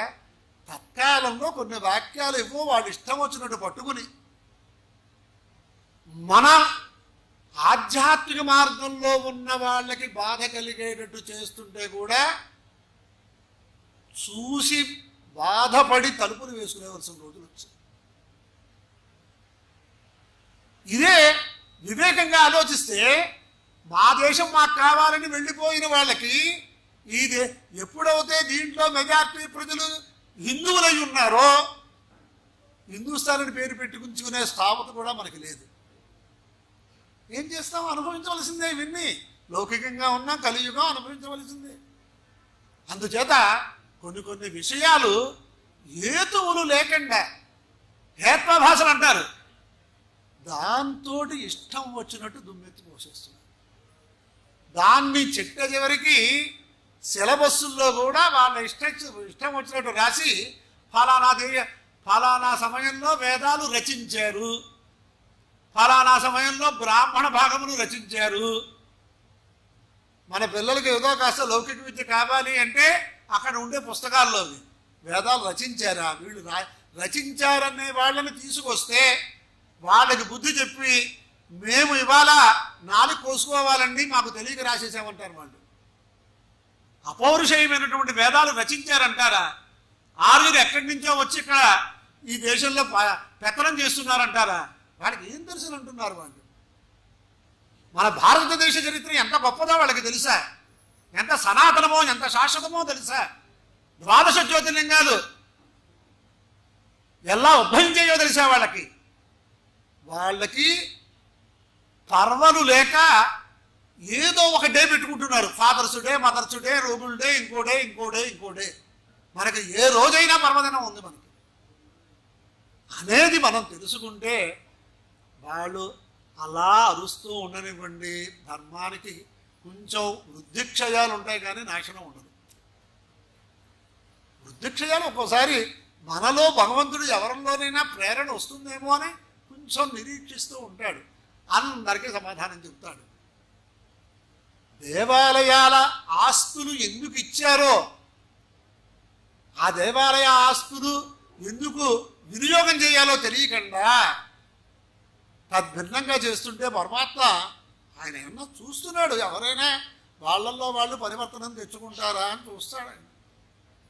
లేకపోతే మనం సృష్టించిన వాళ్ళు దీనికోసం ఏదైనా ఆధారపడతారా అని కొంచెం తెలుస్తారు. ఇదే విషయాన్ని ఇంకొక చోట మొన్న ఎవరో చెప్పారు. కేరళలో ఉండేటటువంటి అనంత పద్మనాభ స్వామి దేవాలయాన్ని ప్రభుత్వం దగ్గర నుంచి విడగొట్టి ఎవరైతే దానికి వంశపారంపర్యంగా పరిపాలన చేస్తున్నారో వాళ్ళకి హక్కులు ఇచ్చారు అని ఒక మాట విన్నాం. వస్తాయి రోజులు, మంచి రోజులు వస్తాయి. కొంత లోకంలో ఒక విచికిత్స పుట్టడానికి కొన్ని సంఘటనలు పరమాత్మ చేస్తాడు అనేది కూడా నేను ఇందు మూలంగా మీకు మనవి చేస్తున్నాను.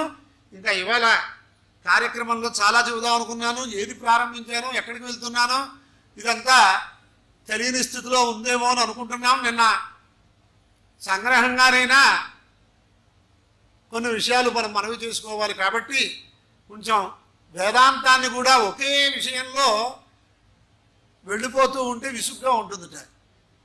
అది వేదం చెప్పింది. మనం కూడా చెప్పానేమో యదన్వంచౌ పురోడాశౌ ఉపాగుంషు యాజమంతరాజ గత్యజామిత్వాయ. యజ్ఞయాగాది ఇష్టి యాగంలో దర్శ పూర్ణమాస ఇష్టులు అంటారు. దాంట్లో పురోడాశములు అంటారు.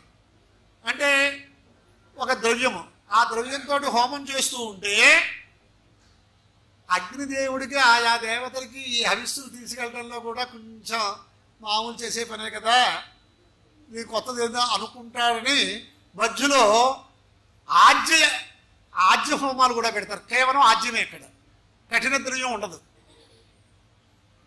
అలాగే ఆ పురోడాశాలు ఇచ్చేటప్పుడు కొంచెం ఉచ్చేశ్వరంతో మంత్రాలు చెబుతారు, ఉపాగుంషు మంత్ర ధ్వనితోటి ఇక్కడ చెబుతారు. అందుచేత ఆ ప్రకారంగా మొత్తం అంతా ఎప్పుడు ఏం చేసినా అమ్మగారు వంట చేసేటప్పుడు ఏదో ఓసారి ఓ పోపు అంతా తయారు పెట్టుకుని దాని ఏదో నూరుకుని ఇంకోటి మొత్తం మీద మనకి పెడతారు. కాబట్టి మన విషయాలు అలాగే వెళ్దాం. అందుచేత వేదాంత విషయాలు మనం వేదాంత మార్గంలో ఉపదేశాలు వినటానికి కూర్చున్నప్పుడు ఆ ఫలాలు రావాలంటే మాత్రం దానికి తగిన యోగ్యత ఉన్న వాళ్ళకి మాత్రమే వస్తాయి. ఇది మాత్రం మనం ఇవాళ అందరూ ఆలోచించాలి. ఎందుచేతంటే ఏదో కాలక్షేపం చేస్తున్నాం, ఖాళీగా ఉన్నాం, పోన్నే మంచి మాటలు విందాం, వింటే తప్పే ఉంది, మనకు శ్రమ లేదు కదా అనుకుంటున్నాం. అవి కర్మకాండికి అనుసరించినవా జ్ఞానకాండికి అనుసరించినవా? అసలు మనకి దేంట్లో ఉండటానికి అధికారం ఉంది ఇది తెలియట్లే వీళ్ళకి. దానివల్ల అంతా బ్రహ్మే కదండి, బ్రహ్మసత్యం జగన్మిచ్చా దీవో బ్రహ్మైవనాపరహ అని అంతా బ్రహ్మ పదార్థమే కదా, ఈ దేవాలయాలు ఎందుకు, వెళ్ళటం ఎందుకు, శ్రమ పట్టడం ఎందుకు, లేనిలో కూర్చోవడం ఎందుకు, ఇలాంటి వాక్యాలు మనకు కూడా చెప్పేవాళ్ళు తయారయ్యారు. అంతా బ్రహ్మమే అంటే పంచభూతాలు కూడా బ్రహ్మ సృష్టించాడేగా, పృథివీ తేజ వాయురాకాశములు. అందుచేత అగ్నిని నీళ్ళని రెండు బ్రహ్మ పదార్థం రెండు కలిపేయండి, మీకు వంట అవదు. వ్యవహార కల్పంలో పంచభూతములు ఒకే దగ్గర నుంచి వచ్చినా దేనికి దాన్ని వినియోగం చేసుకోకపోతే మన నిత్యకృత్యం జరగదని తెలిసే వీళ్ళకి. మాట్లాడటానికి దేవతా కార్యక్రమాలు మానేయటానికి ఇవన్నీ సాధనాలు. చెయ్యటానికి కావాలి అంటే వాక్యాలు ఎదుక్కోవచ్చు, అక్కర్లేదు అంటే ఏంటి, వాళ్ళు రమణ మహర్షి గారి దగ్గరికి వెళ్ళినప్పుడు, రమణ మహర్షి గారు రామకృష్ణ పరమహంస దగ్గర ఒక మంచి మాట చెప్తారు. ఒక ఆయన దగ్గర బాగా మంచిగా సద్బుద్ధితో అస్తమానం ఆయన సేవించేవాడు ఇంకో స్నేహితుని కూడా అక్కడికి ప్రవేశపెడదామని తీసుకెళ్ళేప్పటికీ ఆయన సమాధి స్థితిలో ఉన్నారట రామకృష్ణ పరమహంస గారు. అంటే ఈయన ఆ దీంట్లో దేహభారం లేకుండా ఆ జీవ బ్రహ్మైక్యార సంధానంతో ఉన్నప్పుడు ఈ భక్తుడు ఇంకోటి తీసుకెళ్ళాక ఏదో వెళ్ళిపోయాడు, అయిపోయింది. నువ్వు నన్ను ఎందుకు తీసుకెళ్ళావు అక్కడికి? ఆయన దేవుడి పటాలకు ఎదురుకుండా కాళ్ళు పెట్టి కూర్చున్నాడు. ఆయన దగ్గరికి నన్ను ఎందుకు తీసుకెళ్ళావు అని ప్రశ్న చేశాక, సరే మరి ఆయన దగ్గర రామకృష్ణ పరమహంస గారి దగ్గర ఈయనకి చనువు ఉంది, చూద్దాం నీకు వచ్చినటువంటి అనుమానం ఆయన్ని అడిగేద్దాం, మళ్ళీ బలవంతంగా తీసుకొచ్చారు. అంటే అందరికీ తెలిసి ఉండొచ్చు కానీ చెప్తున్నా. సరే వచ్చారట, ఇలా ఆయన మామూలు స్థితిలో ఉన్నారు. అప్పుడు ఇలా మా స్నేహితులు వచ్చారు మీ దర్శనానికి, నిన్న కూడా వచ్చాము అన్నారు. ఈయన కొంచెం శంక వచ్చింది, మేము వచ్చేటప్పటికి ఇలా అలా చేశానయ్యా, చాలా తప్పే చేశాను. సరే నువ్వు చెప్పింది బాగానే ఉంది, ఇక్కడ పరమాత్మ లేనటువంటి చోట ఏమన్నా నువ్వు చూపించగలవా అని అడిగట. నేను అన్నాగా దశ దిక్కుల్లో పరమాత్మ ఉన్నాడుగా. అప్పుడు కాళ్ళు పట్టుకున్నట్టు.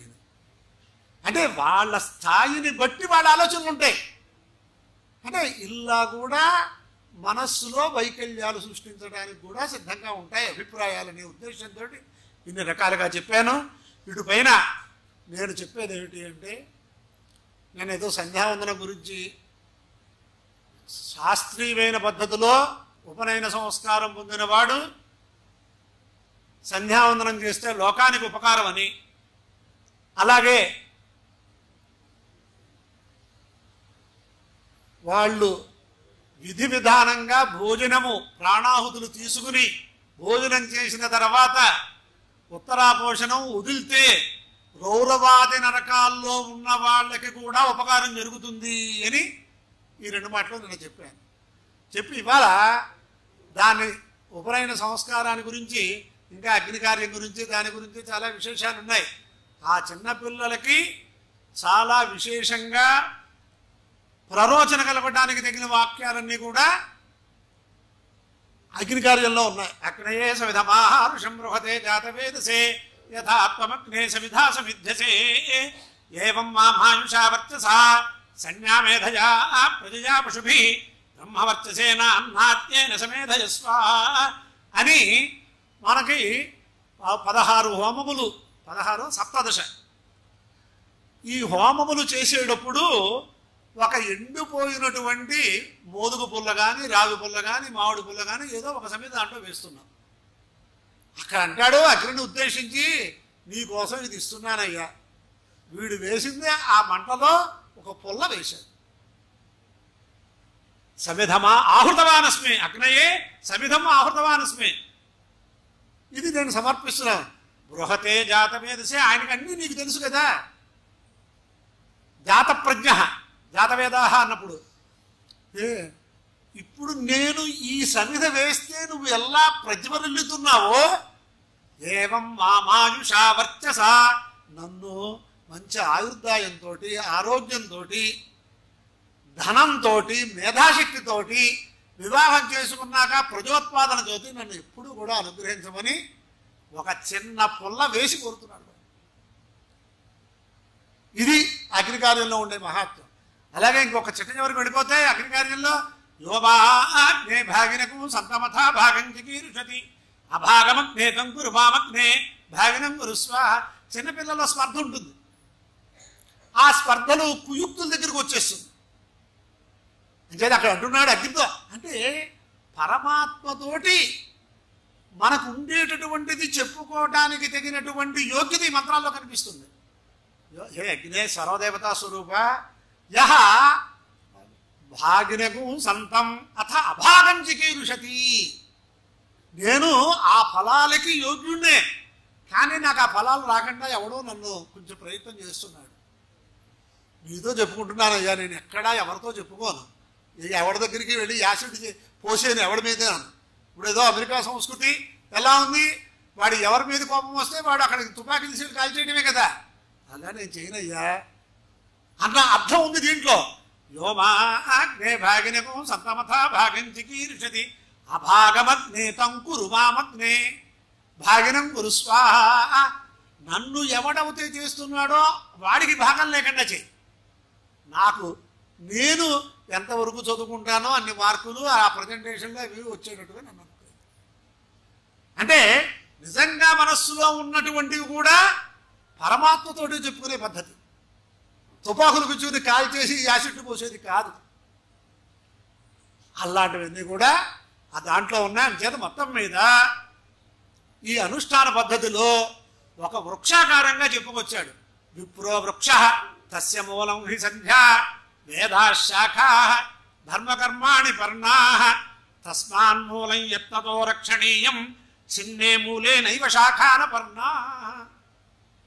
వాళ్ళు ఏమన్నారంటే వృక్షం లోకల్లో ఎన్నిట్లకి ఆలంబనంగా ఉంటుందో, పక్షులకు కానీ ఫలాలకు కానీ మనం చెప్పుకున్నాం. అలాగే ఈ విప్రుడు కూడా తన అనుష్ఠానం చేత ఒక వృక్ష స్వరూపంగా ఉంటాడు అని వర్ణిస్తోంది ఇక్కడ. ఇదే రూపకాలంకారం అంటారు కదా, విప్రో వృక్ష. ఎప్పుడైతే వృక్ష రూపం చెప్పారో దానికి మూలం ఏమిటి, దానికి కొమ్మలేమిటి, దానికి ఆకులు ఏమిటి అన్నీ చూపించాలిగా. తస్య మూలం హి సంధ్యా. ఈ ఉపనయనం అయిన వాడు సంధ్యావందనం చేయటం అనేది దానికి మూలానికి నీళ్లు పోయటం లాంటిది.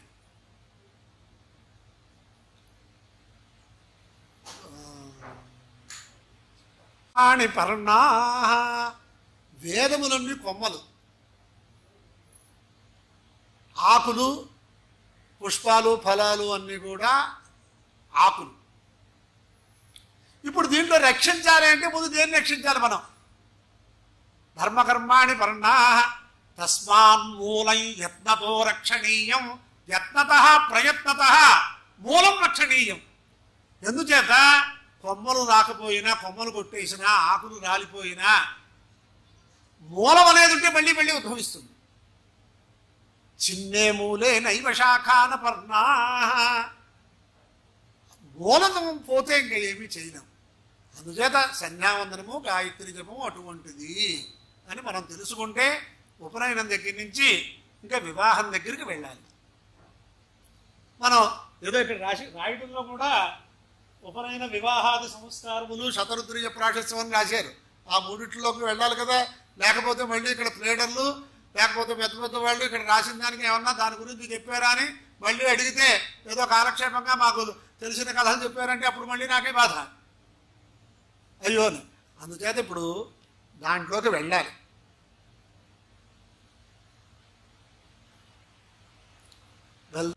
భారతీయ వివాహ వ్యవస్థ వేదోక్తమైనటువంటి వివాహ వ్యవస్థ ప్రపంచంలోనే ఆదర్శభూతమైనది.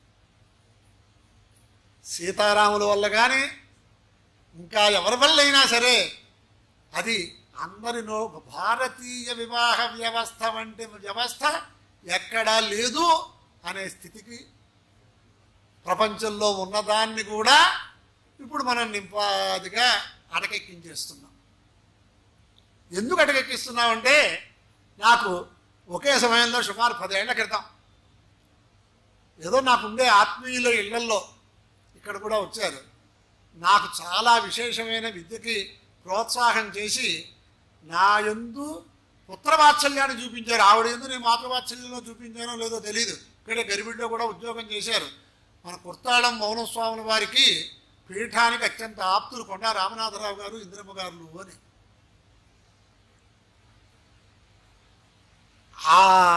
ఇవాళ ఆవిడ నాకు ఇటువంటి ఉపన్యాసాలు మా అబ్బాయి చెబుతూ ఉంటే స్ట్రెచ్చర్ మీదైనా వచ్చి కూర్చునేది ఆవిడ. కానీ కాలం అయిపోయింది, శరీరం జీర్ణం అయిపోయింది. సరే, ఆవిడకి వివాహ షష్ఠి పూర్తి చేశాం.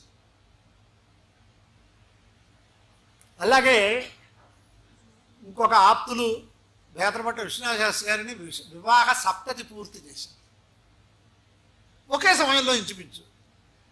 అలాగే రాజమండ్రిలో దాట్ల బలరామరాజు గారిని పట్టుబట్ట కట్టుకుని సంధ్యావందనం చేసే క్షత్రియుల్లో ప్రముఖులు వారు. దాట్ల బలరామరాజు గారు, డివిఎస్ రాజు గారు అంటారు. వారి సోదరుడు దాట్ల బుచ్చి వెంకటపతిరాజు గారిని మా వేద పాఠశాలకు కానీ మాకు కానీ ఒక మంచి మూలస్తంభంగా ఉంటూ ఉంటారు. అక్కడ 50 సంవత్సరాలది చేశాం. దైవికంగా ఈ 3 కుటుంబాల వాళ్ళ తాలూకు సంతానం, బంధువులు అందరూ ఇతర దేశాల్లో ఉన్నారు. నాకు తెలిసిన విషయం ఏమిటంటే వాళ్ళు అక్కడ పనిచేసే చోట ఉద్యోగస్తుల్లో మా తాతగారిది ఇవాళ సప్తతి పూర్తి, షష్ఠి పూర్తి ఏవో చెప్పుకుంటారుగా. ఏవో కాలక్షేపానికి కాస్త ఏ టిఫిన్ చేస్తున్నప్పుడు డిన్నర్ చేస్తున్నప్పుడు మాట్లాడుకుంటారుగా. మాట్లాడుకుంటే వీళ్ళ తాలూకు వాళ్ళు అవతల వాళ్ళు అడిగారట, ఏంటి మీ దేశంలో 70 సంవత్సరాలు కలిసి ఉంటారా, 60 సంవత్సరాలు కలిసి ఉంటారా, 50 సంవత్సరాలు కలిసి ఉంటారా అని అడిగారు. అంటే ఈ ప్రకారంగా భార్యాభర్తలు ఇంతకాలం జీవించటం అనేది వాళ్ళకి జీర్ణం అవ్వట్ల. ఇది మంత్రబలం, వేదోక్త పద్ధతిలో వివాహం చేసుకున్న బలం తప్ప ఇప్పుడు బలం కాదు. ఇక్కడ ఇటువంటిది కూడా లేకుండా మనం చేసుకుంటున్నాం కదా ఇవాళ. నాకు ఒక చోట చూస్తే ఆ మంత్రబలం వల్ల ఆవిడకి ఏదో కొన్ని వ్యాధుల్లో ఇంకా మంచం పట్టేసి అలా సంవత్సరాల తరపు ఉండే స్థితిలో ఒక 20 ఏళ్ల నుంచి ఉంటే ఆ భర్త ఆవిడకి ఉపచారాలు చేస్తున్నాడు. ఇదయ్యా భార్యాభర్తల సంబంధం అని అనిపించింది. ఒక చోట రైల్వే యాక్సిడెంట్లో ఇంతవరకు 2 కాళ్ళు పోయినటువంటి ఆవిడని చూస్తే, ఆ దంపతులను చూస్తే ఈ శరీర వైకల్యాలు, మానసికమైన దౌర్బల్యం లేకుండా ఉంటే శరీర వైకల్యాన్ని జయించేయచ్చు అనిపించింది నాకు. అటువంటి స్థితి. అందుచేతే పితాపుత్ర న్యాయం కానీ భార్యాభర్తృ న్యాయం కానీ ఒక రకమైనటువంటి సమాజంలో ఒక శాస్త్ర పద్ధతికి కట్టుబడిన వ్యవస్థ భారతీయ వ్యవస్థ. దీంట్లో కూడా కొన్ని రకాలైనటువంటి అంతరార్థాలు తెలియకుండా ఇష్టం వచ్చినట్టు మాట్లాడేవాడు కూడా ఉన్నారు.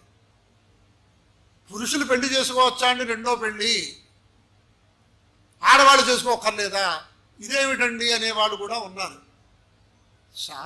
ఇప్పుడు యుగాంతర విషయాలు ఇప్పుడు మాట్లాడక్కర్లేదు, కానీ మీకు కావాలంటే ధర్మశాస్త్రం తీసి చూపిస్తాను.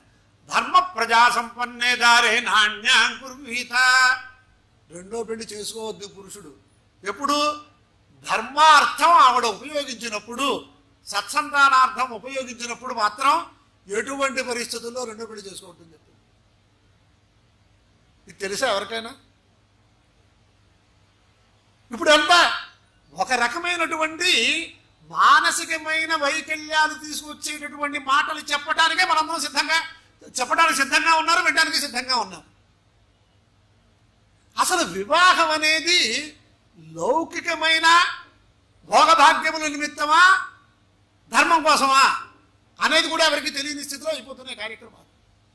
అందుచేతే ఒక చోట అంటారు, యా రత్యర్థము స్వీకృత స్త్రీ సా ధర్మార్థాన భవతి, యా ధర్మార్థం స్వీకృత స్త్రీ సా రత్యర్థాపి భవతి. కేవలం లౌకిక ప్రయోజనముల నిమిత్తమే స్వీకరించిన స్త్రీ ధర్మం కోసం పనికిరాదు. ధర్మార్థం స్వీకృత స్త్రీ రత్యర్థాపి భవతి. ధర్మం కోసం స్వీకరించినటువంటి స్త్రీ ఐహికమైన శరీరేంద్రియ సుఖాలు, కుటుంబ పరిపాలనకి పనిచేస్తుంది అన్నారు. దీనికి ఏమన్నా ఆధ్యాత్మిక మార్గంలో ఉన్నవాళ్ళు ఎవరైనా ఒక దృష్టాంతం, ఎగ్జాంపుల్ చూపించగలరా? నేనే చూపిస్తాను. ఏమిటి అంటే, కేవలం లౌకికంగా బజార్లో కొనుక్కున్న వస్తువులు ఏ సత్యనావర్తమో చేసుకున్నప్పుడు మనం నివేదన పెట్టగలమా? వాడు ఏ చేతులతో చేశాడో, ఏం చేశాడో, ఎంగులు సొంగులి ఆ పదార్థాలు తీసుకొచ్చి మనం నైవేద్యం పెట్టగలమా? కానీ సత్యనారాయణ వ్రతానికి ప్రసాదం కోసం చేసింది మనం తింటున్నామా లేదా? అంటే లౌకికమైన ప్రయోజనం నిమిత్తమే చేసుకున్నది భగవంతుడికి నివేదన చేయలేకపోతున్నాం, మనస్సు రావడం.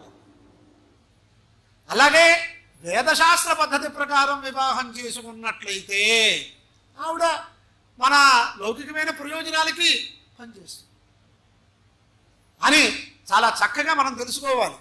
అంటే మరి ఇప్పుడు ఏమైంది? ఇద్దరు స్త్రీ పురుషుల యొక్క సంబంధమా, వంశ విషయమా అని మీరు మనం ఆలోచించుకోవాలి.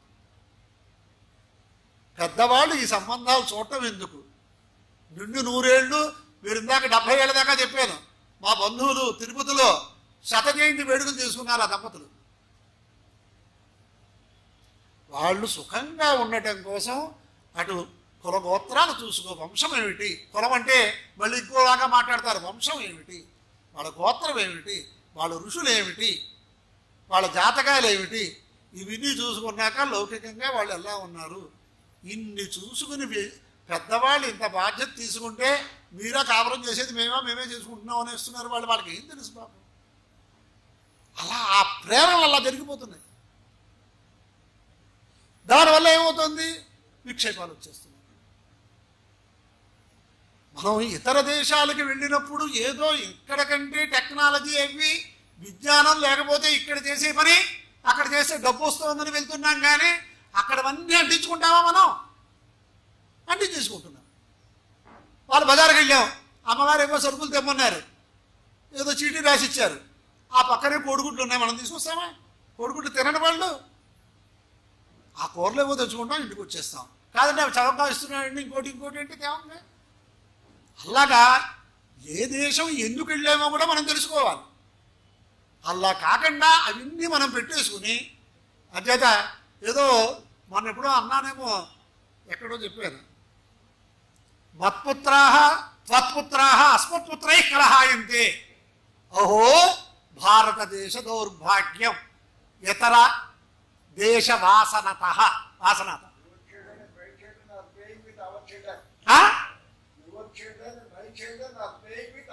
ఇంగ్లీష్లో చెప్తున్నారు. అసలు ఆ మాట ఎప్పుడైనా భారతీయ సంస్కృతిలో వినటానికైనా మనం ఉంటామే? అంటే ఏమైంది, వీళ్ళిద్దరూ వీళ్ళిద్దరూ కలిసి సహజీవన పెళ్ళిని కూడా అనక్కర్లే, చేసే ముందు ఆయన కొంతమంది పిల్లలు ఉన్నారు, ఈవిడ కొంతమంది పిల్లలు ఉన్నారు, తర్వాత మళ్ళీ కొంతమంది పిల్లలు కలిగారు. ఈవిడ చెప్తోందిట, ఏమన్నా మీ పిల్లలు మా పిల్లలు మన పిల్లలు కొట్టేస్తున్నారు, నా పిల్లలు మన పిల్లలు కొడుతున్నారు అని. ఏమిటి వ్యవహారం ఇది? ఇది ఏమైనా లౌకికమా అనేది ఆలోచించుకోవాలి ముందు. అందులో ఇంకా విషవృక్షాలు. మా చిన్నతనంలో మరి వనజ అనేదో పత్రికల్లో రంగనాయకమ్మ ఎవరో అనేక రకాలుగా కార్యేషు దాసి మేమందరం దాసి వాళ్ళమా ఇలా ఇలా మాటలు వచ్చి దాని మీద అనేక రకాలైనటువంటి విషయాలు. అంటే నేను అన్నాను, పోలే మీరు మాట్లాడారు, ఓ చోట మాట్లాడాను, ఆ విషయమే పూర్తిగా చెబితే మీరు అన్ని విధాలా చాలా బాగా ఉంటుందని మీరు ఆ వాక్యముల యొక్క పూర్తి తాత్పర్యం తెలుసుకోకుండా పై మాటలు మాట్లాడద్దు. ఎవరైనా సరే ఇప్పుడు ఉన్నారు, ఆయన ఏదో పరీక్ష చేయాలి, ఆ వస్త్రాన్ని తీయమన్నారు, ఈ డాక్టర్ గారు వస్త్రాన్ని తీయమన్నారంటే ఇక్కడ స్టెథోస్కోప్ పెట్టి ఆయన ఏదో అక్కడ కావాల్సింది రావాలి అంటే దాన్ని వేరేగా కూడా పూర్తిగా దాని విషయం తెలియకపోతే ఆ ఒక్క వాక్యమే పెట్టుకుంటే డాక్టర్ గారి మీద రేపు పొద్దున యూట్యూబ్లో అనేక కథలు వచ్చేస్తాయి. ఇది లోక దౌర్భాగ్యం.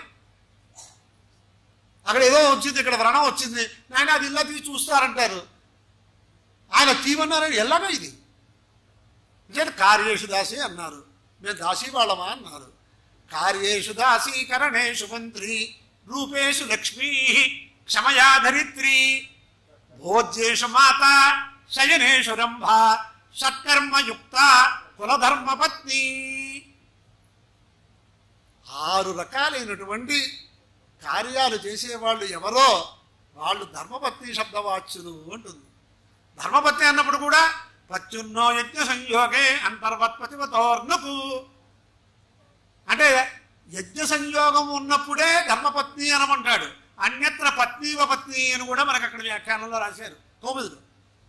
సరే అవన్నీ ఎలా ఉన్నా కార్యేషు దాసి అన్నారని కాబట్టి మేమేమన్నా వంటింటి కుందేళ్ళమా అనే మాటలు వస్తున్నాయి. తర్వాత వరుస ఏం చెప్పారు, కరణేషు మంత్రి, నాకు ఏదైనా అనేక రకాలైనటువంటి కార్యాలు ఉంటే ఒక ప్రధానమంత్రిలాగా నాకు వ్యవహారాలన్నీ చక్కబెట్టేదాన్ని కూడా నువ్వేనమ్మా అంటున్నాడు. ఆ విషయం పట్టి ఎవరికైనా తెలుసా? రూపేషు లక్ష్మీ, తను ఎలా ఉన్నా భార్యకి కాస్త ఎంత లేదన్నవాడైనా ఎప్పుడో అప్పుడు కాస్త బంగారంతో ఏదో ఒకటి చేయించాలని అనుకునే సమాజం మంది. ఇంట్లో కూడా లక్ష్మీ స్వరూపంతో ఉండమని చెప్పింది శాస్త్రం. రోజు కూడా గృహకృత్యాలు అయిపోయిన తర్వాత అలంకరించుకోమని కూడా వేదమే చెప్పింది. రూపేషు లక్ష్మీ క్షమయా ధరిత్రి, క్షమాగుణాన్ని గురించి అసాధారణంగా ఆవిడికి ఆ శక్తి సామర్థ్యాలు ఉన్నాయి కాబట్టి క్షమాగుణం. ఎందుచేత ప్రసవ వేదన పడి గర్భధారణ చేసి పిల్లల్ని పోషించడం అనే అసాధారణమైన ప్రక్రియ. ఈ భూదేవంత ఓర్పు అంటారు కదా, భూదేవి ఇవాళ కొంచెం కదిలితే మనందరం వెళ్ళిపోతాం, భూకంపం వస్తుంది. మరి ఆ భూదేవిని ప్రాతకాలంలో లేస్తూనే ఎలా స్మరించాలో మనకు తెలుసా? విష్ణుపత్య నమస్తుభ్యం పాదస్పర్శం క్షమస్వమే. దాని తన్నినా ఉమ్ములేసినా ఇంకోటి చేసినా మరి ఎంత క్షమాగుణంగా ఉంది. అలాగే స్త్రీకి సహజంగా ఉంది ఇది క్షమాగుణం. అంచేత క్షమయా ధరిత్రి భోజ్యేషు మాత. ఇప్పుడు ఈ అలంకారం అని చెప్పానే, ఇదివరకు నేను చెప్పిన పత్రికల్లో ఏదైనా భర్తకి ఆయుర్దాయం సరిపోతే నువ్వు ఎటువంటి పరిస్థితుల్లో సౌభాగ్య ద్రవ్యాలు తీయమని ఎవడు చెప్పాడు? ఆయన పెళ్ళిలో ఏదో కట్టినా అదొకటి తీసేస్తే బాగుంటుందని దీని మీద కూడా మన యొక్క అనేక రకాల వ్యవహారాలు. ఈ రోజుకి చూస్తూ ఉంటే భర్త ఉన్నవాళ్ళు కూడా సౌభాగ్య ద్రవ్యాలు స్వీకరించేవాళ్ళు మన వాళ్ళలో తగ్గిపోతున్నారు. అది ఒక సౌభాగ్య ద్రవ్యం. అమ్మవారిని సువాసిని స్త్రీలో ఆవాహన చేసి పూజ చేసేటటువంటి శాస్త్ర సంప్రదాయాలు ఉన్నటువంటి స్థితిలో మనం ఆ స్త్రీలు ఎలా ఉంటున్నారు ఇవాళ? సౌభాగ్య ద్రవ్యాలు ఎవరు స్వీకరిస్తున్నారు? జుట్టు వెరబోసుకుని ఉంటే ఆసురీ శక్తులు వస్తాయని మనకి ఆడవాళ్ళకి చెప్పారు. అలాంటిది ఎక్కడికైనా వెళ్తే ఎవరైనా ఇంటికి వస్తే ఆ ఆభరణాలు మరి మంగళసూత్రాలతో సహా అక్కడ పెట్టేస్తున్నారు, గాజులు అక్కడ పెట్టేస్తున్నారు. ఇలా చేస్తుంటే మనకి ఎందుకు వస్తుంది? ధర్మ మార్గంలో మనకి మన కుటుంబాలకి అభివృద్ధి, లౌకికమైన అభివృద్ధి అన్ని చోట్ల వస్తాయి. అందుచేత రూపేషు లక్ష్మి అన్నప్పుడు ఇంత విషయం ఉంది. చిట్ట చివరికి మన ఇంట్లో సువాసిని స్త్రీ ఎక్కడికైనా వెళ్తే గడపకి బొట్టు పెట్టే సంప్రదాయంగా ఉంది. ఇప్పుడు గడపలు కూడా లేదు. ఎలా మార్పులు ఎలా వస్తున్నాయో అందరూ తెలుసుకోవాలి. క్షమయా ధరిత్రి భోజ్యేషు మాత. ఆయనకి తల్లి చిన్నతనంలో ఎలాగైతే ఎంత ఇష్టంగా పెడుతుందో ఆ ప్రకారంగా మాతృవాత్సల్యంతో భర్తకి భోజనం పెట్టాలి. శయనేశ్వరంభ ఎప్పుడూ ఆనందంగా ఉండటానికి ప్రయత్నం చేయాలి. ఇన్ని చెబితే కార్యేషు దాసి అన్నారు. మేమేమన్నా పనివాళ్ళమా అనే దగ్గరికి వెళ్ళిపోతే, అంటే దీని గురించి తెలియాలి అంటే వివాహ మంత్రాల్లో ఏముందో కూడా మనం తెలుసుకోవాలి. వివాహంలో చెప్పే మంత్రాల్లో పత్నికి సర్వస్వం మీద అధికారం ఇచ్చేశాడు. పత్ని పారీణశ్యేషే పత్నియే ఇవానుమత నిర్వపతి. ఇంటికి వచ్చే వాళ్ళ అతిథులు, అభ్యాగతులు, గోవులు, ఆశ్రితులు వీళ్ళందరినీ చూసుకునే బాధ్యత అడ్మినిస్ట్రేషన్ పర్వ వాడికి ఇచ్చారు. అందుచేత దాసీవతు అన్నాడు అక్కడ. దాసి వాళ్ళందరినీ పరిపాలన చేయాలి అంటే వాడు విద్యార్థి బాగా చదవాలి అంటే వాడికంటే ముందు అక్కడ గురువు కూర్చుంటేనే చదువుతాడు వాడు చిన్నప్పుడు. ఇలాంటి వివాహ వ్యవస్థని మనంతట మనం లౌకిక కారణాల వల్ల చిన్నాభన్నం చేస్తుంటే ఇదిగా ఉంది. ఏ విషయమైనా సమస్య వచ్చింది అంటే పరిష్కారం ఉంటుంది. ఆ పరిష్కారం దగ్గరికి వెళ్ళకుండా అందరిలోనూ ఆసురీ శక్తులు, ప్రోత్సాహకుల్లోనూ బంధువుల్లోనూ సంబంధికుల వల్ల ఈ ఆసురీ శక్తులు విజృంభించి ఇంకా ఏదైనా సరే ఎన్ని పెళ్ళిళ్ళ దగ్గరికైనా వచ్చేస్తుంది మన వ్యవస్థ. అంచేత ఈ వ్యవస్థలో దీని గురించి ఎంతవరకు మాట్లాడటం సబబు అని అనుకోవాలి. కానీ మాట్లాడితే ఎవరైనా మారుతారేమో, దాని గురించి మనం చెప్పాలి. కొంతమంది చిన్నపిల్లలకి చెప్పాను నేను. అంటే మనం చెప్పేది బోధపూర్వకంగా ఉంటే వాళ్ళలో మార్పు వస్తుంది. నేను అన్నాను, చివరికి వచ్చేసింది, ఇంకా నేను ఎక్కువ విసిగించనులేండి, విషయాలు రేపు ఏమన్నా కాస్త విషయాలు ప్రతిమా విషయంలోకి వెళ్తాం.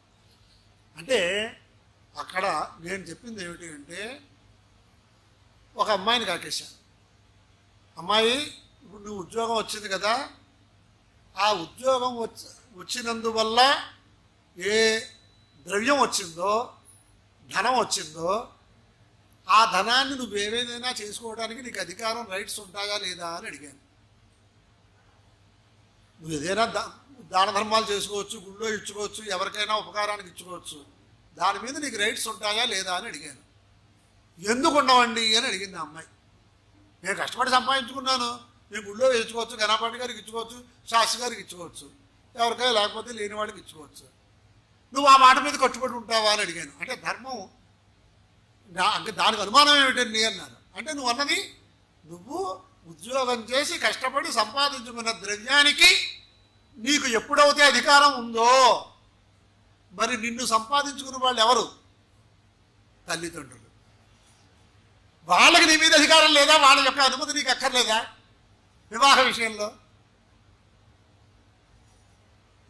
నీ యొక్క శ్రేయస్సు కోసం నువ్వు అడగకపోయినా చిన్నప్పటి నుంచి నీకు ఎన్ని జాగ్రత్తలు చేసి ఎన్ని వైద్యాలు చేయించారు. అంచేత వాళ్ళని వివాహం దగ్గరికి వచ్చేటప్పటికి పక్కన పెట్టేసి నా ఇష్టం అంటే నీకు దాంట్లో ఏ అనుభవం ఉంది?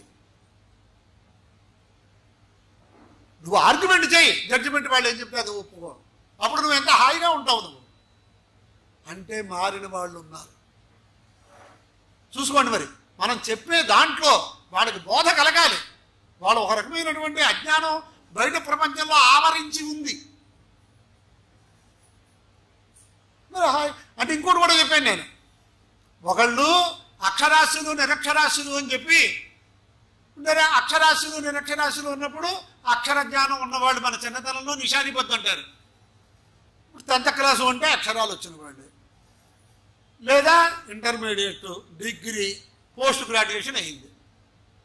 పోస్ట్ గ్రాడ్యుయేషన్ అయిన తర్వాత ఎంఫిల్ చెయ్యాలి అంటే ఒక గైడ్ ఉండాలా అక్కర్లేదా? ఆ పరిశోధన ఎంఫిల్కి ఒక విషయం ప్రధానంగా ఉంటుంది. మరి జీవితాంతం కలిసి ఉండేటటువంటి సౌభాగ్యం ఉండేటటువంటి ఈ వివాహ వ్యవస్థలో దానికి ఒక గైడ్ ఉండాలా అక్కర్లేదా? మన మామూలుగా రాత్రి సంభాషణ గురుకులంలో వేదాధ్యయనం చేస్తే అక్కడ మిత్రులను అడిగి గృహస్థాశ్రమం స్వీకరించాలా లేదా నిర్ణయించుకోమని చెప్పాడు శాస్త్రంలో. రాత్రి సంభాష్య యథార్థం గచ్చది.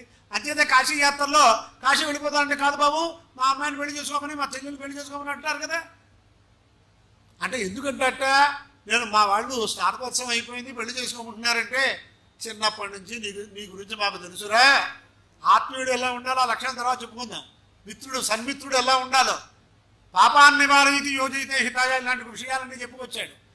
వాడిని అడిగి నా సంభాష్య అంటే వాడు అంటాట చిన్నప్పటి నుంచి నీకు తెలుసు పెళ్లి చేసుకుని ఆ అమ్మాయిని కూడా బాధపడతావు ఎందుకు, బ్రహ్మచర్యాశ్రమం నుంచే నువ్వు సన్యాసాశ్రమం స్వీకరించు అని చెప్పాట. నేను సన్యాసాశ్రమం స్వీకరిద్దాం అనుకుంటున్నానయ్యా అన్నట్ట. చిన్నప్పటి నుంచి నీ లంపటాలు తెలుసు హాయిగా గృహస్థాశ్రమం స్వీకరించి అంటాట. ఇప్పుడు ఆ గురుకులాలు లేనప్పుడు వీళ్ళ బాధ్యతలు అనుభవంతో తల్లిదండ్రులు అనే గైడ్ ఉండాలా అక్కర్లేదా? అక్కడ పోస్ట్ గ్రాడ్యుయేషన్ అయిన తర్వాత రీసెర్చ్కే ఒక గైడెన్స్ కావాలి, దీనికి అక్కర్లేదా? మన శ్రేయస్సు వాళ్ళు కోరతారు, వాళ్ళు చెప్పినట్టు మనము చేద్దాము అనుకుంటే ఈ వివాహ వ్యవస్థ నిలబడుతుంది. ఈ వివాహ వ్యవస్థలో ఇంకా విశేషమైనటువంటి విషయాలు ఉంటే కొన్ని రేపు మనవి చేస్తాను. చేత ఈ రోజుకి ఈ కార్యక్రమంలో ఎక్కడ ప్రారంభించామో ఎక్కడికి వెళ్ళామో మనం తెలుసుకుందామంటే కొంచెం ఆధ్యాత్మిక విచారణ లోక విషయాలు ఎలా ఉన్నాయో కొంతవరకు మనం ప్రస్తుతించుకున్నాం. కాబట్టి ఈ వివాహ వ్యవస్థని కాపాడుకోవటానికి మనందరం ఏ ప్రయత్నం చేయాలి, ఎప్పుడు చేయాలి, ఆ వివాహ మంత్రాలు ఏం చెబుతున్నాయి, అలాగే ఈ శతరుద్రియం యొక్క గొప్పతనం, ఇలాంటి విషయాలు రేపు యథాశక్తి యథామతి తెలుపుడు చేయడానికి ప్రయత్నిస్తూ ఈరోజు ఈ కార్యక్రమాన్ని ఇంతటితో ఉపసంహరిస్తున్నాను. నమ పార్వతీపతయే మహాదేవ. అయ్యా బాలసుబ్రహ్మణ్య శాస్త్రి గారు చిన్నప్పుడు నా దగ్గర కొన్నాళ్ళు ఉన్నాడు కాబట్టి బాలుగారు ఆయన 2 మాటలు చెప్పేస్తే మా భాస్కర్ రావు గారి కోరిక తీరుతుంది. మనం మాత్రం మంత్రబ్రాహ్మణాత్మకమైనటువంటి శబ్దరాశికి వేదము అనే పేరు. అది అపౌరుషేయం. ఆ యొక్క విషయాన్ని సంగ్రహంగా అందులో ఉండేటువంటి మూలమైనటువంటి విషయాలను తెలియజేయడం బహు కష్టసాధ్యం.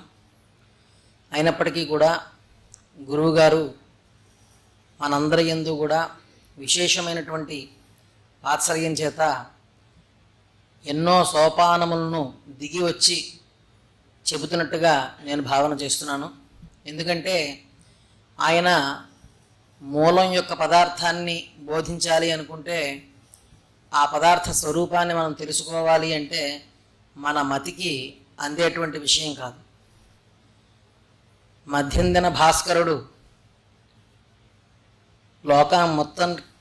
ఆకాశం మొత్తం కూడా ఎలా అయితే తేజస్సుతో విరాజిల్లుతూ ఉంటాడో అలాగా అన్ని దిక్కుల్ని కూడా ప్రకాశింపజేస్తాడో ఆ విధంగానే గురువుగారు సమయోచితంగా కాలోచితంగా అన్ని విషయాల్ని కూడా స్పృశిస్తూ వేదం కేవలం పారలౌకికమైన విషయాలనే తెలియజేస్తుంది, లౌకిక సంబంధమైనటువంటి విషయాలకి వేదానికి సంబంధం లేదు అనుకోవడం ఒక అజ్ఞానం.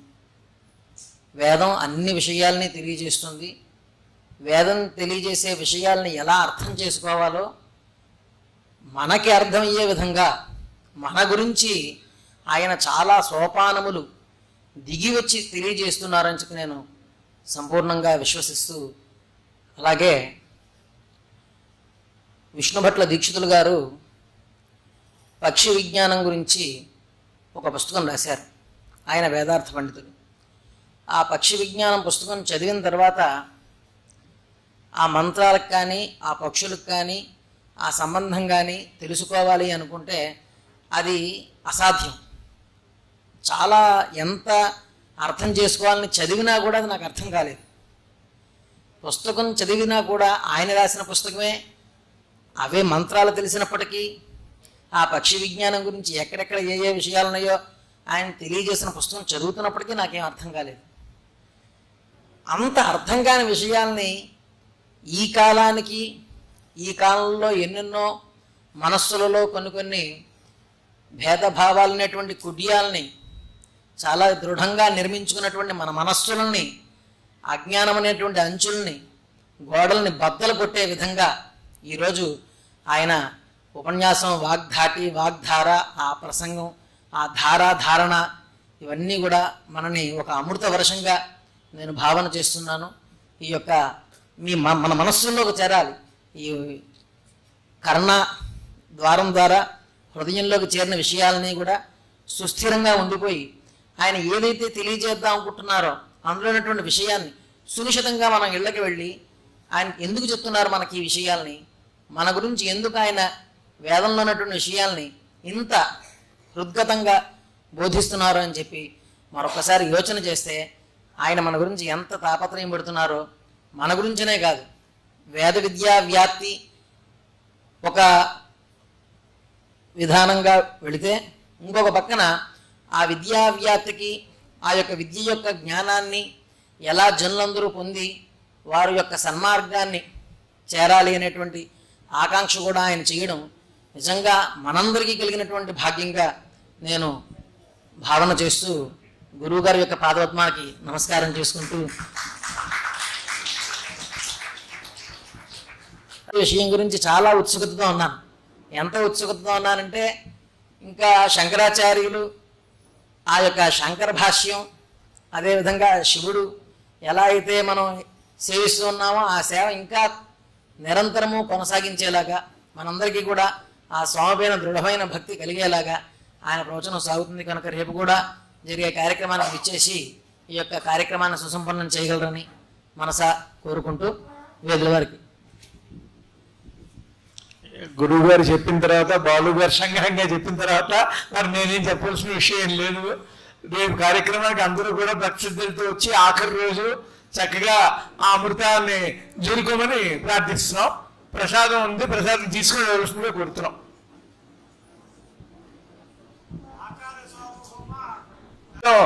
గురుగారి ప్రవచనాలు పూర్తి అయిన తర్వాత ఆచార్య సర్వం వేర్లు సుబ్రహ్మణ్య శాస్త్రి గారు వారి గురించి 5-10 నిమిషాలు మాట్లాడతారు.